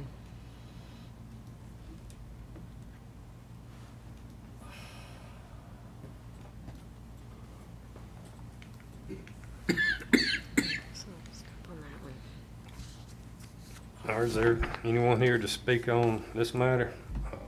Is this something I inherited? Roger or Samantha Moore? Anybody here? Mr. President, I don't see anyone here on that matter. We'll close that public hearing at this time. It'd be appropriate to take action. Sonny, where's Sonny? Where's Sonny? Well, They have done some work, but there's still some work to be done, it Yeah. looks like. But the zoning Jared, ordinance- I think just declare it. huh? Just declare it. Move it up. I think I can do. All right, nobody's here. I make motion to declare the nuisance. Second. Motion made by Mr. Morrison, declared a nuisance, and second by Mr. Bishop. Any further discussion? Not, all in favor say aye. Aye. All opposed? All right, motion carried. The second item under nuisance consideration, Mr. President, is going to be pretty much a repeat, I suspect. Roger Samantha Moore nuisance property, 182 Sunny Lane, District 1. So we'll get Renee to demonstrate the photos. Anybody The public here? hearing is open. Any Moores here? Huh? No, I'm sorry, there is somebody else. Huh? It's not these. Oh. Roger and Samantha Moore are not here. Oh, Okay. So these pictures were taken on the 19th of May. We received a complaint here about rubbish and debris and grass, and this is a repeat nuisance property as well. That truck was at the body shop. These are the new pictures that were taken yesterday. They get cleaned up right here's They've Sonny. cleaned that one up, Sonny Circle. with the exception. Those both look like they're tagged. Are those tagged, Renee? I'm not sure. Kathy's sure. not here today, so. Okay. Dwayne, where's Sonny Circle? Rolling Hills. Okay, Backside. I got you. Oh, yeah, that's what you inherited. That's what I said. Yeah. I just asked you that. Dang it, I get inherited Jay's stuff, and I'm inheriting yours. Yeah, so this one strikes me as more cleaned up than the other one, Jared. I don't Yeah. know what you're thinking on that one, but I'd almost think that one's, with the exception maybe, Flash it is that again. washing machine in the Flash front? that again, Renee. The pictures are a little bit deceiving on that one. Huh? They're both We have them over and over and over again. I see. Oh, these are, Uh-huh, yeah, going back 10 or 12 years. They smooth stuff. around. really? Mhm. Oh, This one, Jared, may be one where you just go ahead and declare it, move it up, and let it all be handled. well, I think if they're together, I think they're the same. They're Yep. side by side, same. Yeah, yeah, all right, I declare it a nuisance. All right, got a motion made by Mr. Morris to declare this a nuisance. I'll second it. Any further discussion? Not all in favor, say aye. Aye. All opposed, like sign. All right. The next item, number 3, is the Annie Moore nuisance property, 135 Deer Ridge Trail. This is District 3 property. So we'll ask Renee to demonstrate the photos. The public hearing is open. If Ms. Moore or someone representing Ms. Moore is here, they can plan to come forward at this time. All right, so we received a complaint in March of this year about inoperable vehicles, rubbish, and appliances. The certified mail was received. There is a note that Robert Moore called and said he would be the one cleaning up the property, and due to health issues, he had requested 90 extra days. These are the March You 17th Robert? pictures. You, Robert? Hey, man, just state your name, Robert, and your address. Robert Earl Moore.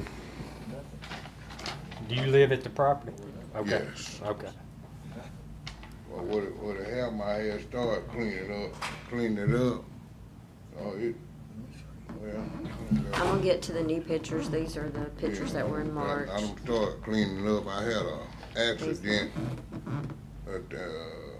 on the 30th of April, something like that. And then that's when I got some papers here where I've been seeing the neurologist and all that, going to physical therapy twice a week. And, and I just... Right. Well, Mr. Moore, let me make one thing clear. The county didn't call, we didn't just go out to your property. Either neighbor or somebody called us, and, we treat everybody the same, and we gotta go out and look at it. And all that, it don't look like that now. These pictures were taken yesterday. Oh, well, yeah. For my car, I was trying to, for my vehicles, the little foot down thing, jar them run, and I got a truck, that truck there. I gotta do, some work to it, with cars, stuff like that. I was trying to see what could I do about my vehicle? Can you pull them around back? Yeah, that's what I'm saying, yeah, and try to, do something like that. I think if you get some of that rubbish picked up and Organize it a little bit. clean it Organize up. it. Yeah. Yeah, I've been working on it, And we're gonna go ahead and declare it a nuisance, and we're gonna give you time. And, I don't know, 90 days, that's a long time. You got help, you got some family. I'm good, somebody help me, but like I was saying, I gotta go and I'm going to physical therapy twice a week, whatever, and then I don't know, I gotta go back to the, see her, and, when I get through with it in August, but I'll be working on that spot right there with that blue barrel, and most of that aluminum, and like I'm saying, I was trying to get some of the biggest stuff, and then I just thought that aluminum gotta be clean before I can, sell it. It's dirty, I think if you sold a good bit of that scrap metal, aluminum stuff, and put you up a fence or something to kind of hide it a little bit from your neighbors, because your neighbors gonna continue to call us, and we got to take some kind of action, and we're gonna give you opportunity. Being this, I think the first time they've been before us, and I'm gonna give you some time to clean it up. But if it's not cleaned up, then we're gonna send it to justice court. Then you can explain it to the judge, and he can. We want to work with you. Yeah, I appreciate it. I get it cleaned up. Won't we do this? I'm going to declare it a nuisance, and I'm going to give you 60 days, and then they're going to come back out and look at it.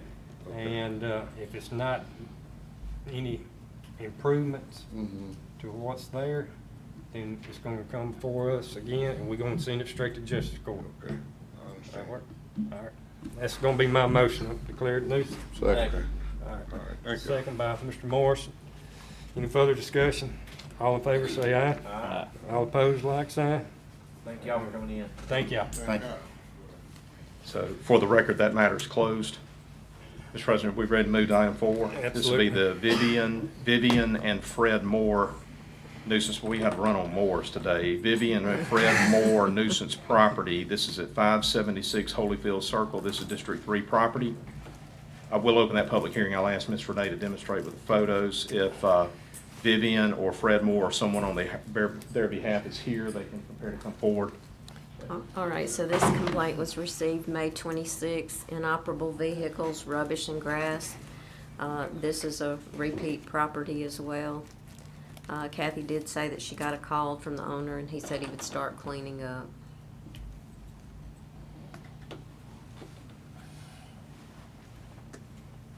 So these are the new pictures that were taken yesterday.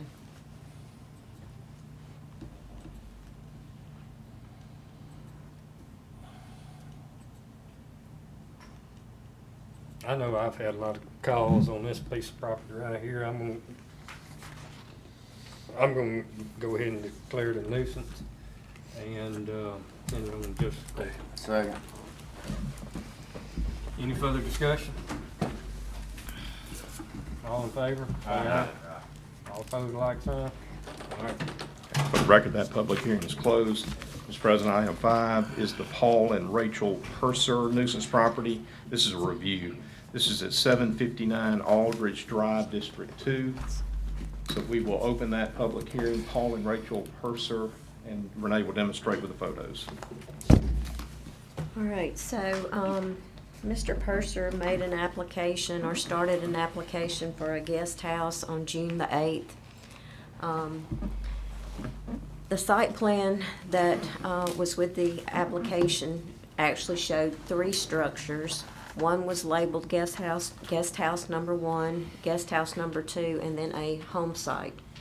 This is the elevation of guest house number 2, which is the one that he was applying for a permit on.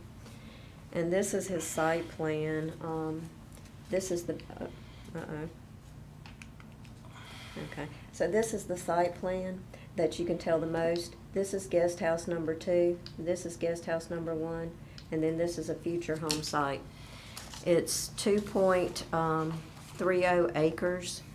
The property is zoned RE1. So there are multiple issues here. Also, that's his floor plan. This is, he called a building module. It's actually a shipping container that's 8 feet by 18 or 144 square feet. It's an open area. I don't know why I keep doing that, I'm sorry.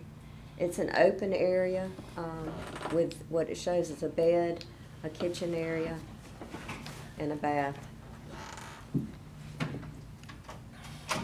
That just shows, he's showing that he will put in a cooktop and a little small refrigerator here. We started reviewing the application and the plans, and you know, zoning only allows 1 dwelling per parcel for one thing. And you can't have an accessory building before a primary use of the property, which would be a home.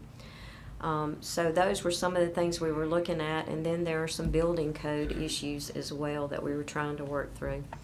We decided to go out and just take a look at the property, and when we got out there, we found that the building was already there and that construction had started without the building permit.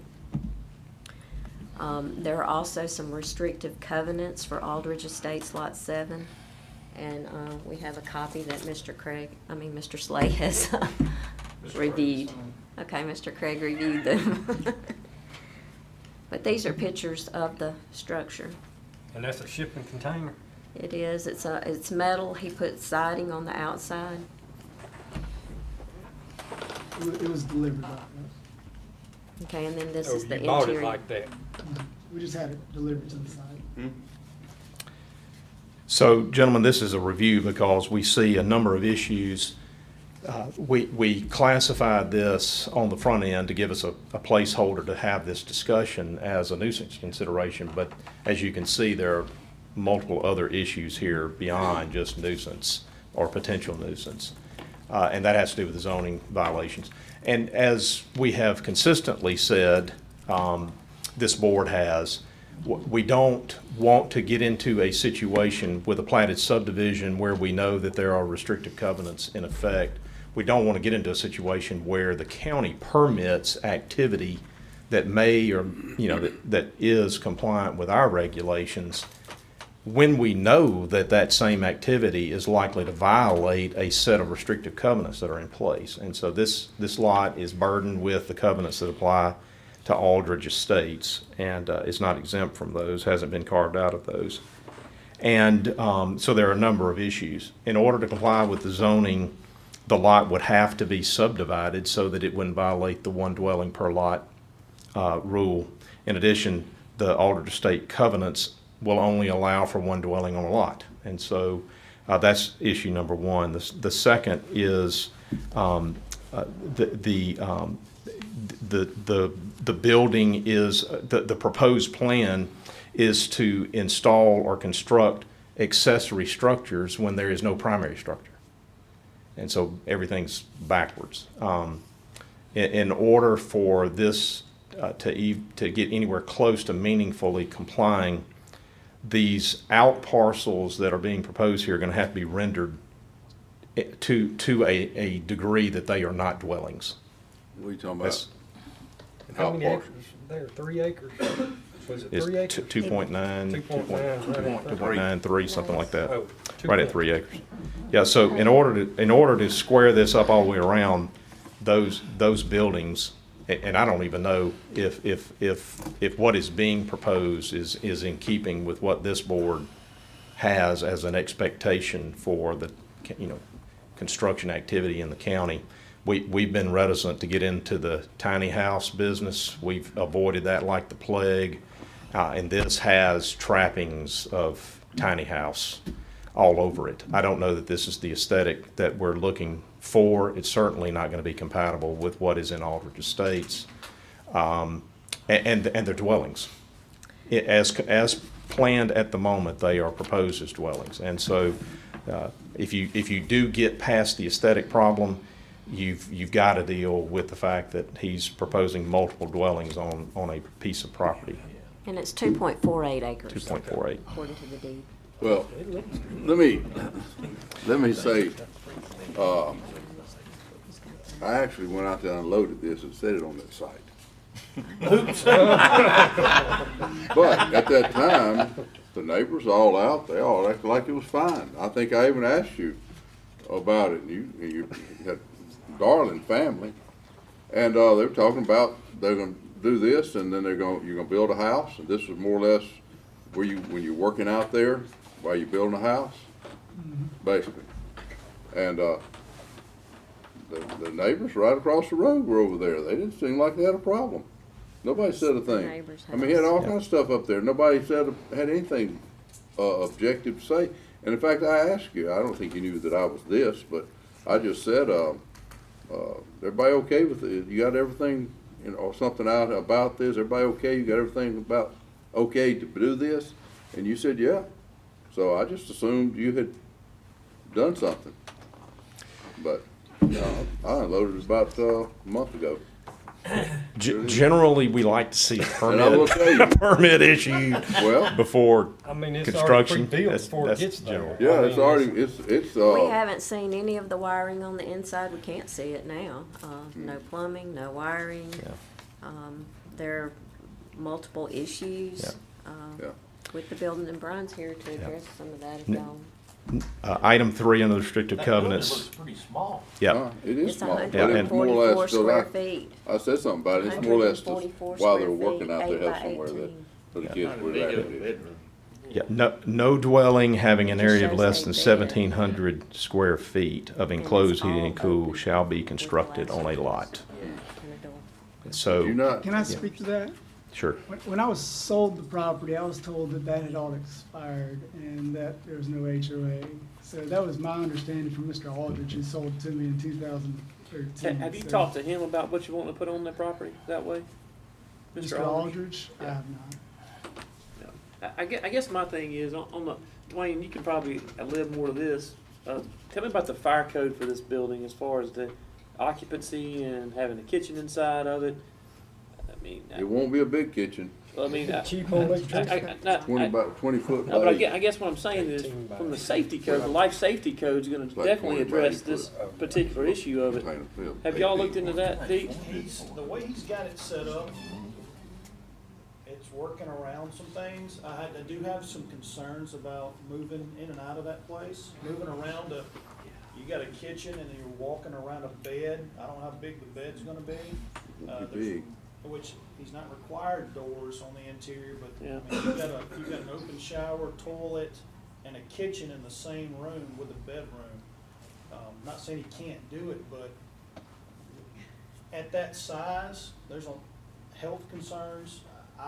It's just something that's gonna, it's kind of. I guess my main thing is I got a couple things. One is I need to go read the life safety code on the same side. I hadn't seen it in a little while. Word making refresh me more with it.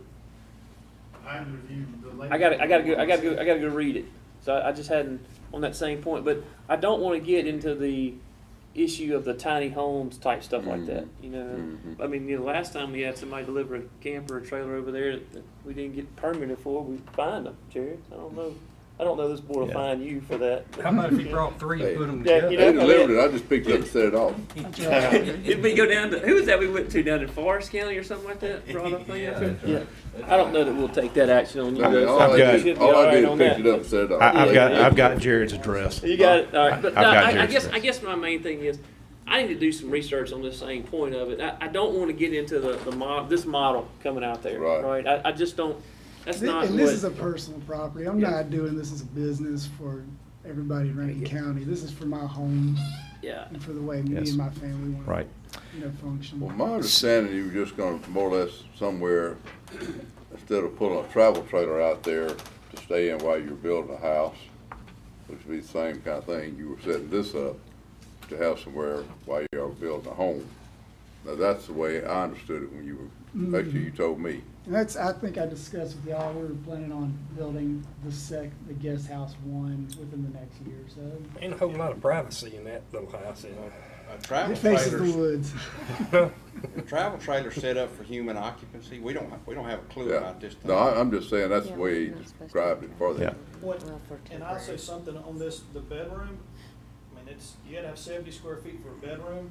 If you have more than one person in that bedroom, that increases. Oh, I didn't know you were putting rooms and all in it, I just thought it was like maybe have chairs and stuff in The it. thing about that is, he's got a family, Yeah. kids. Yeah. It's only got one bedroom in it. If he puts another bedroom in it, he's gonna increase his size for a bedroom, and I don't see how that's gonna work at all. From what There's he's not got. enough room for that. Where you, Yeah. Well, I mean, just increasing the size for the bedroom. I mean, if you- where'd you order this, wherever you had this shipped in, I understand. Do they have any of the, Specs, engineering. specs or anything on it? They did, but they're all in foreign language. We built in Midtown Depot in Jackson, Yeah. and we've doing an apartment building with, I just drew up an apartment building for somebody else in Midtown in Jackson. So I've been kind of looking into the container and modular building ever since I graduated architecture school. And so this is just kind of an extension of that. Right.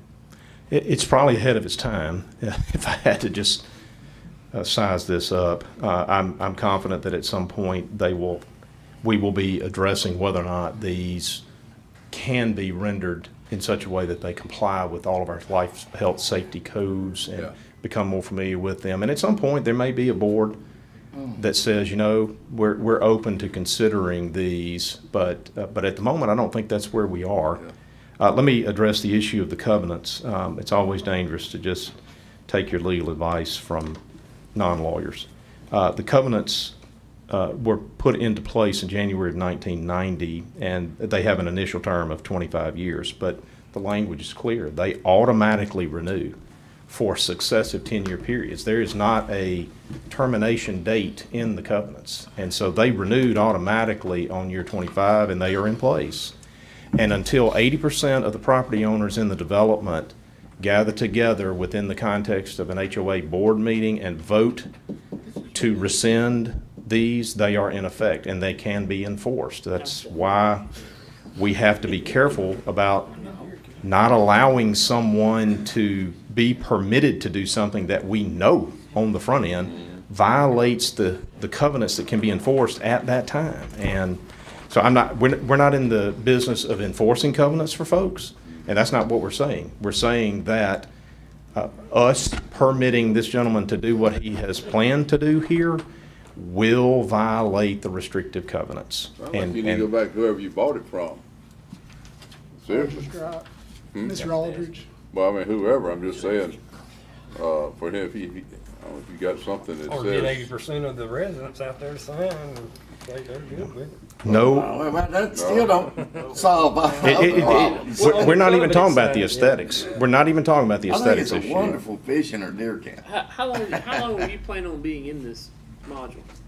This would just be a vacation from our home in Jackson until we have our other home built here on So you're site. not So we're not gonna- gonna live So here. you're not necessarily living in the house. No, this is just like a go out on the Weekend weekend. trip. Well, what are Or you if I'm built? staying over during the building that I could. What's all stay the buildings overnight. going up around it though? I didn't know about all that.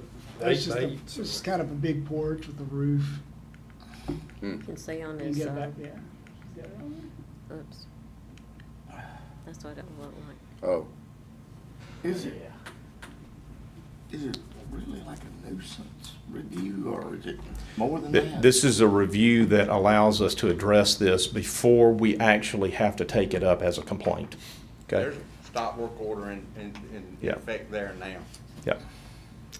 working without a permit. So, Somebody, guys, we can't allow a dwelling, which is what is proposed in these, even in the tiny building, that is a dwelling under our regulations. It's got a kitchen, a bedroom, and a bathroom. And that classifies it as a dwelling. That's but right now, it ain't that's got more anything. than one dwelling on You a built lot. Is all that built in it?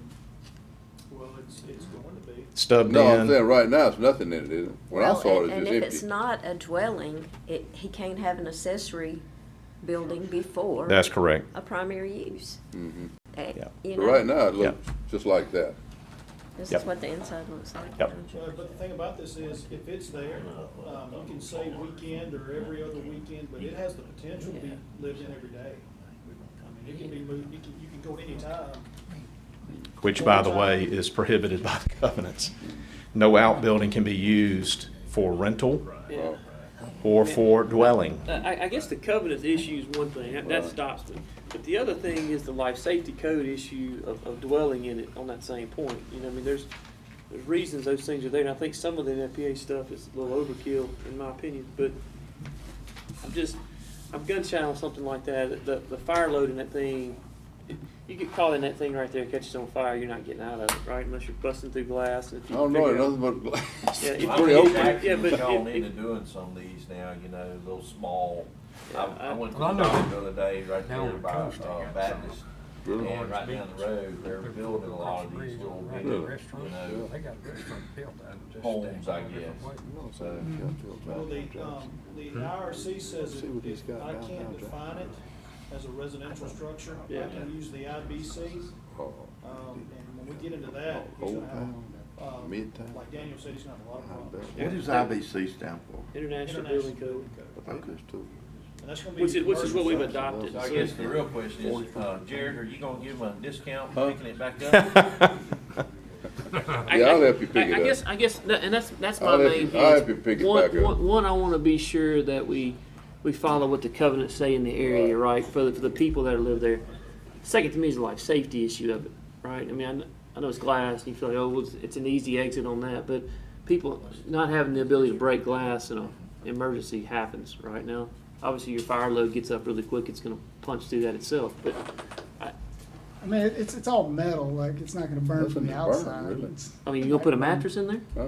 Were you The mattress intending burn? on building your permit I home? mean, That's what I'm saying, I don't know what, Yes, sir. my impression, Are you you just wanting to try have to do somewhere something without similar it to working. this there? No. Yeah, but if you've got contents it'd in be there, much contents different. are what's gonna Large- catch on much fire, larger. smoke up, It's and just choke that yourself out to a Will point. they be You know, using it's- shipping containers to do it? Dwayne, Will you be using If shipping he- containers on the other he's end? got the building there, I've Mike, got he could that. move it, I've but got- if he I've got did the plans for nothing, it. I think I maybe should tell run a them to water go line. ahead Yeah, and I mean, have that. it's very easy for me to get nothing voted more down than on make board, I it see that, legal. but Could he I'm use against that it. as a storage area 9:30. while he's building his house? It's No. an accessory structure at that, which is not allowed. Yeah, the house would have to come first.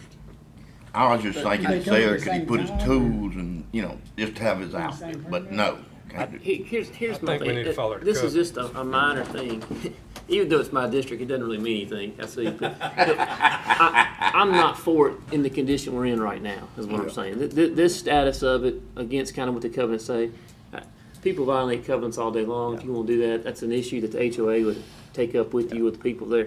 My issue is a life safety issue on the bill. Now, as So seen earlier today, HOAs I can get voted down very quickly and very simply, so I'm against having it there. So we need, if you wanna use it as a storage property, but I don't want people living in it, staying in it, spending the night in it, that we know about. And that's where I'm with Brian very strongly on that, on what the code says, just from the safety standpoint of that, right? The contents that they go inside of it, we smoke that building up right there, maybe we don't get the fire load that busts out your windows. Unless there's But- an engineer, I mean, what if it's an engineer stamping? Sure, and saying, then go back and get the covenants to approve it and get it all lined up to where it's supposed to go, then that's another story. But everything we're in right now is in, there's just too many red flags going off for me, and that's just me. If you wanna use it for storage while you're building your house or property, knock yourself out. you Now, know? if we had a variance by the HOA, but the HOA has been disbanded and there's no HOA there anymore, how would that I go? would go back to Mr. Aldridge and talk to him and see if you can just kind of be sure that everything that was originally planned and envisioned for that area coincides with that, right? They're gonna he- need, the an- determiner. they're gonna I need an need a letter attorney, from they're gonna him. need Yeah. an attorney to walk the residents of that community, of that platted subdivision, through the process of amending the restrictive covenants to address this situation. Yeah, and that's all good. That's all the paperwork, and that makes Slay smile with happiness because the paper's right. What makes me cringe is the life safety code of the building, right? That's what I I don't want. agree with you on that. It's so small. There's nothing really keeping you from exiting the building Yeah, in case of a fire. How many Hey, doors does I'm- it I'm- have? One. I'm It's just got curious. two right there in the front. You see the handles? You only got your exterior Double door. stuff, but the problem is, 144. you know how long it would take to fill that room full of smoke? Oh, it's teeny. Not Not long. long at About all. 6,000 That's right. pounds. So that's the disorientation side of it. That's the Well, choking 6,000. outside of it. People don't die in house fires from fire, right? They die in there from smoke.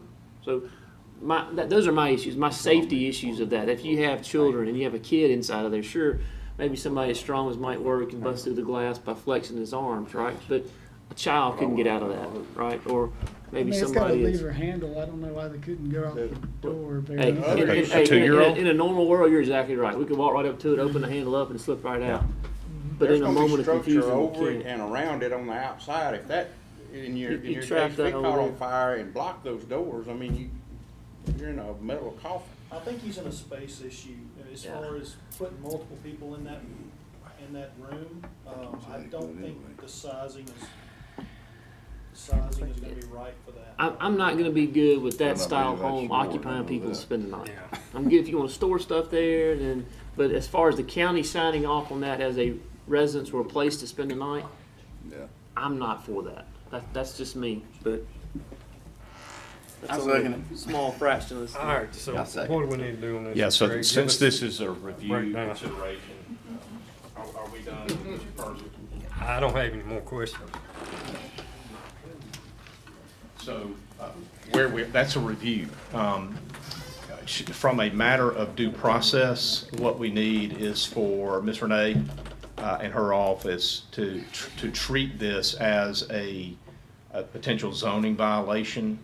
By having Mr. Purser come today and let us address this with him, my hope would be that it would spur him then to get with our Office of Community Development and talk through all of the issues that we have. First among them is that we have a non-compliant, a zoning violation in the form of a structure that is now sitting on the property with no permit. And we got to get that addressed, okay? That's number one.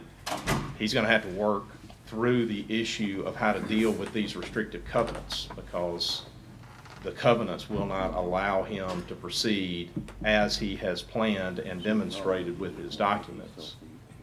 So those are two issues right there that need to be addressed. And if those can't be addressed and we have to move forward, we need a process to do that. And so I'm giving him an opportunity to go and to visit with our folks before we get there. But otherwise, we'll need to stand this up as a zoning violation, and you guys will have a formal public hearing to address it. He'll be invited to come, and we'll go through this again. And then at that point, you'll be entitled to enforce your zoning and the violations of the zoning, okay? And so this is just kind of an open door of opportunity to try to get this addressed before we ever have to get to that point, but we're prepared to move forward with something more formal if necessary. Okay. All right, so, We'll just close that matter and reflect that no action is taken at this time. all right. Okay. Any other questions? All right, I guess our next meeting will be September the 1st at 9 Make a a.m. motion to adjourn. All right, motion made Second. by Bishop, Second. second by Mr. Morrison. All in favor say aye. Aye. All opposed, like sign. All right, now do I have a motion to go back in our regular agenda for our other two Let's items? call it in order. All right, make a motion to call it in order. All right, Second. That's what you need. I don't know if I need to do what I No, need. you don't Jeff. need that. We good? Yeah. All right. We got you. That's good. She knows, she's clairvoyant. She knew exactly what you meant. Mr. President, I think we're under item B of my section. That's right. We covered item A, so item B is pretty simple. We're just doing some cleanup here. On July the 5th, you guys entered an emergency order. This was related to the Andrew Chapel project, and it related to the asphalt issue, and so we addressed that. One question real quick, just on our planning commission meeting, it says that our next meeting is September 1, is that right? It's No, supposed to August. be. We're not doing anything in August? Well, because of the way the dates fall, that, That's you know, your, there that's your isn't first one Thursday. in That's your August. last Thursday before the first Monday. Yeah, all right. Of course, first Monday is Labor Day, so we're gonna actually be on Tuesday. Okay. Okay? So, All right. September All right. 1. I This is asked what if there this was is any an idea. questions and there wasn't none. Yeah, Well, we were still deciphering. We're slow. September 1 is your work session. All right, thank you. Okay? All right, September 6th is your board meeting. Tuesday, September 6th. We will not meet on the 5th. all right, so Tonight, we you collect, get that. we will cleaning not have up a board item meeting B. on the 5th. I got Be it, on the because I'm 6th. not You gonna got be it? here. All right, We're not okay. meeting on the 5th? Is there, That's Labor Day. oh, Yeah. boy, this year's getting away, isn't it? Wow. All right, so so back on this item B here, you guys declared an emergency because of the situation with asphalt. We could not find a supplier to help us with the completion of Andrew Chapel project. Y'all made a police powers emergency declaration. When we did that, we said base asphalt was what was being declared for emergency purposes. That should have been base and surface, and so this just simply cleans that emergency declaration up to make it clear that we intended for any asphalt, not just base, but base and surface to be included. So that's a clarifier. That's all. I just need a motion to clarify. Motion. Second. all right, motion made by Mr. Gaines, second by Mr. Bishop. Any further discussion? If not, all in favor say aye. Aye. All opposed, like sign. Motion carried. Item C is a request to have the board president authorized to execute MOUs. The actual document, which is the MOU, Jay will be appreciative, is attached as item C on your agenda. This is an MOU between Rankin County and the city of Flowood and Rankin County and the city of Pearl that follows through with what the board has already acted on, which is to provide a representative portion of the monies being received by the county under HB 1353, the full $8 million. This is a pro rata portion of those funds to be used in accordance with the MOU. I just need the president authorized to execute it, and then we can get it to the cities, and we can get that, what y'all have already authorized, we can get that taken care of. So that's all I need is an authorization of the board president to execute. Are we gonna have any issues? I mean, I know this was money that was given to the fire legislation, for civil link? We are requiring the cities, Brad, to fully comply with the regulations espoused in HB 1353. That responsibility is theirs to fully comply with that appropriation. So they'll be responsible to justify the use of the funding Hey, look, in compliance. Let me ask one thing on that, Jay. I'm all for helping whoever, but since we're doing this for Flowwood and Pearl, are we gonna do this for all the other cities too that ask for money? I don't believe that I mean, there's. are we gonna spread that $8 million out across the cities, or? I'm taking care of my district. I don't care how y'all do yours. You know, if you wanna give Flowwood your portion, that's up to you. No. I didn't really know it was in portions. I just thought it was our $8 million that was stuck to us. I mean, I didn't. I guess that's my thing. Is, are we going to take it? I don't want to just hit 2 cities, right? No, it's 8 million total. Yeah. Yeah, it's 8 million total. So So it's 1.3 years. That's right. Yeah. It's not the 8. I'm just saying. Well, I just tell you, Because some my like view for on example, this, Brandon's on going to the, come to you. Well, Brandon's already came. Yeah. Okay. So, I We mean, gave him $2 million That's a few right. years ago. right. I got you. I'm just saying. I just think there's going to be other cities come to us. Well, you know, And say, that's up to and each if we do- supervisor to determine how they want to spend their money, you know? But, you know, as far as the. Well, I just don't want our legislators, if they appropriated money to go to the civil link plan deal for the I county. think they gave us money to take care of our roads. I don't think they care about our civil. It link was- plan. it They was, probably have never even looked But at didn't Flowwood and Pearl, they got money from the legislators for the same? it. They got some funding, yeah. They got ARPA funds. I don't know that they got money specifically designed for their roads. They probably got appropriations for other purposes. I don't want to speak out of turn, but like intersection improvements and that type of thing. I know like the city of Brandon got some money for intersection improvements, but that's traffic lights. I don't think that's All asphalt. I'm saying, I just think we're gonna, and I'm okay with it. I'm just saying, I think you're gonna have other cities come back and say, we'd like a chunk of that 8 million y'all got too. I understand. I only got a fraction of the city. I got just a tail of Flowwood, right? But But, you know, as far as the. I'm just saying, you're gonna have. The plan that we have, you know, to me, that's a guideline. And if a supervisor wants to move and do something different in his district with his allotted amount of Yeah. money Yeah. each annually, Okay. that's up to them. We mentioned this last time too. I think it's important to keep it in mind that not each supervisor's district is impacted at the same rate or equally within the context of the civil link plan. And here's why. It's that one of our supervisor districts, I'm not singling out anybody to be picked on, but one of our supervisors' districts has a very small amount of unincorporated county within those jurisdictional boundaries. Which means that if you just hold firm to a civil link approach, that particular supervisor district will be underserved. Yeah, my only. It's by necessity. I've got a small sliver of a city that touches any of mine. Yep. The rest of y'all don't. Y'all got a bunch of cities that touch y'all. I don't. I think So it's not gonna Brandon ought bother to be me. happy since we just gave him $2 million. But when you're gonna have Richland come in, you're gonna have Florence come in and want their share of your ARPA money, Puckett. All I mean, Well, I don't. it's I don't. ARPA I gotta. money. I Yeah, gotta. civil- I This gotta- ain't ARPA money. Civil link. I'm sorry. Civil link. Well, it's That's not right. really civil link money. It's just straight. Well, that's what I was it's gonna say. Money that was given to us. Yeah, well, if you It track it wasn't down, really it was probably civil money link. that came in that way from the It state, was because they found it that way. But I guess what I'm saying is, We just put it up. you're gonna have these other cities come back and ask to hit these guys. I'm not gonna hit me up, because I don't have, I'm gonna tell Flowwood that I'm with Jay. I gave some of Jay's money over there, so, but I don't have the other cities like y'all got, so. I'm fine with it.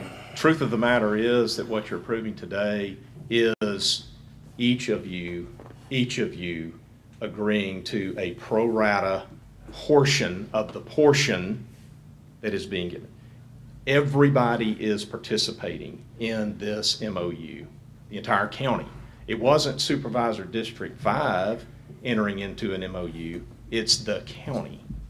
So there's 400 grand from each of you that is going to be stood up for, I said 400 grand, it's actually not quite that, but it's in that neighborhood that's being stood up to fund these 2 MOUs collectively. So it's county dollars. Make sure they know that. Yeah, I'm It's sure he'll tell county them. dollars. Each of you should be in a position to say, We're getting 300 and Jay, change. tell them, make We sure they have, know we we have give them, provided, give them a share. we've provided an impact. I border Pearl for a long way. I border Flowood for a long way. I've got people in both districts that go to school in Pearl and in or Northwest, not Flowood. I that's support. Flowood. That's Flowood. I support Jay, and I hope they use that money right and Yep. and it'll do good. And your document requires them to be responsible for the expenditure I of the don't. funds. They have to use I it on don't the know road. that I can. I don't know that we can do this. And you said the reason that this is special, that it's on really by itself, and is because 90% of Jay's district is in the cities, It's and incorporated. those people. It's incorporated. Those people Single pay digit. county It's, taxes. They're county look, residents. there's no question. District 5 is the greatest supervisor You're district. not kidding. I'm You have telling to. You have to in be on the state board of 20 Mississippi. years. You cannot get a better supervisor district. You have to be able to than draw I the totally district agree 2 or with 3 you. Absolutely. He's got like And 6 you miles better- of county road. If that. Hey, if 6 that. miles. It's Just the by greatest virtue of the one. fact, just by virtue of the fact that Jay never bothers y'all with volunteer fire departments, ever, Yeah. he deserves a little bit All of right, help. all right. Well, and I know we're but each one I'm just of giving us, him a hard when time. Brandon comes, I'm gonna try to help him. Yeah. When Florence comes, we're gonna try to help him. It's whenever I can see, he has almost no city. Yeah. So I'm good anyhow, with it. If that's it what is. y'all wanna do, I'm good. All right, so do I need a motion So on that, just, hey, I please? just want y'all to realize, in 10 years, there'll be redistricting, and, all this can be changed, but we literally just redistricted, like, not even a year ago. Hey, just make sure they know we all contributed. Yeah, All right. that's what I- All right. Yeah, you make sure we Yeah, are. so I need a motion to authorize Brad to execute these. Second. I'll MOUs. second. All right, motion by Mr. Bishop, second by Mr. Gaines. Any further discussion? If not, all in favor say aye. Aye. All opposed, like sign. I have a number of items that are going to be additional business. A few of those are going to require executive session. I would ask, Mr. President, because I know we have visitors here, that is an executive session matter, that the board consider going into executive session. Mr. Hicks can probably review the agendas before we do that, but I would say we need to quickly go into executive, and then after executive, I will have some additional business. Come back out? Okay. All right, so, got a motion to, I make discuss. motion discuss the need for executive session. Second. Motion made by Mr. Bishop, and second by Mr. Gaines. The need to go in. Now, do I have one? All in favor, say aye. Aye. I make Hey, motion word. for executive session. Hey, for- tell McAlpin what is he don't it? leave on that. Litigation, what? Personnel. Personnel? Hey, McAlpin, you can't leave I'll executive second. session. No. All in favor? No. Aye. Aye. Okay, Okay. it's no phones. Samantha said turn the phones off. What did you say? Samantha said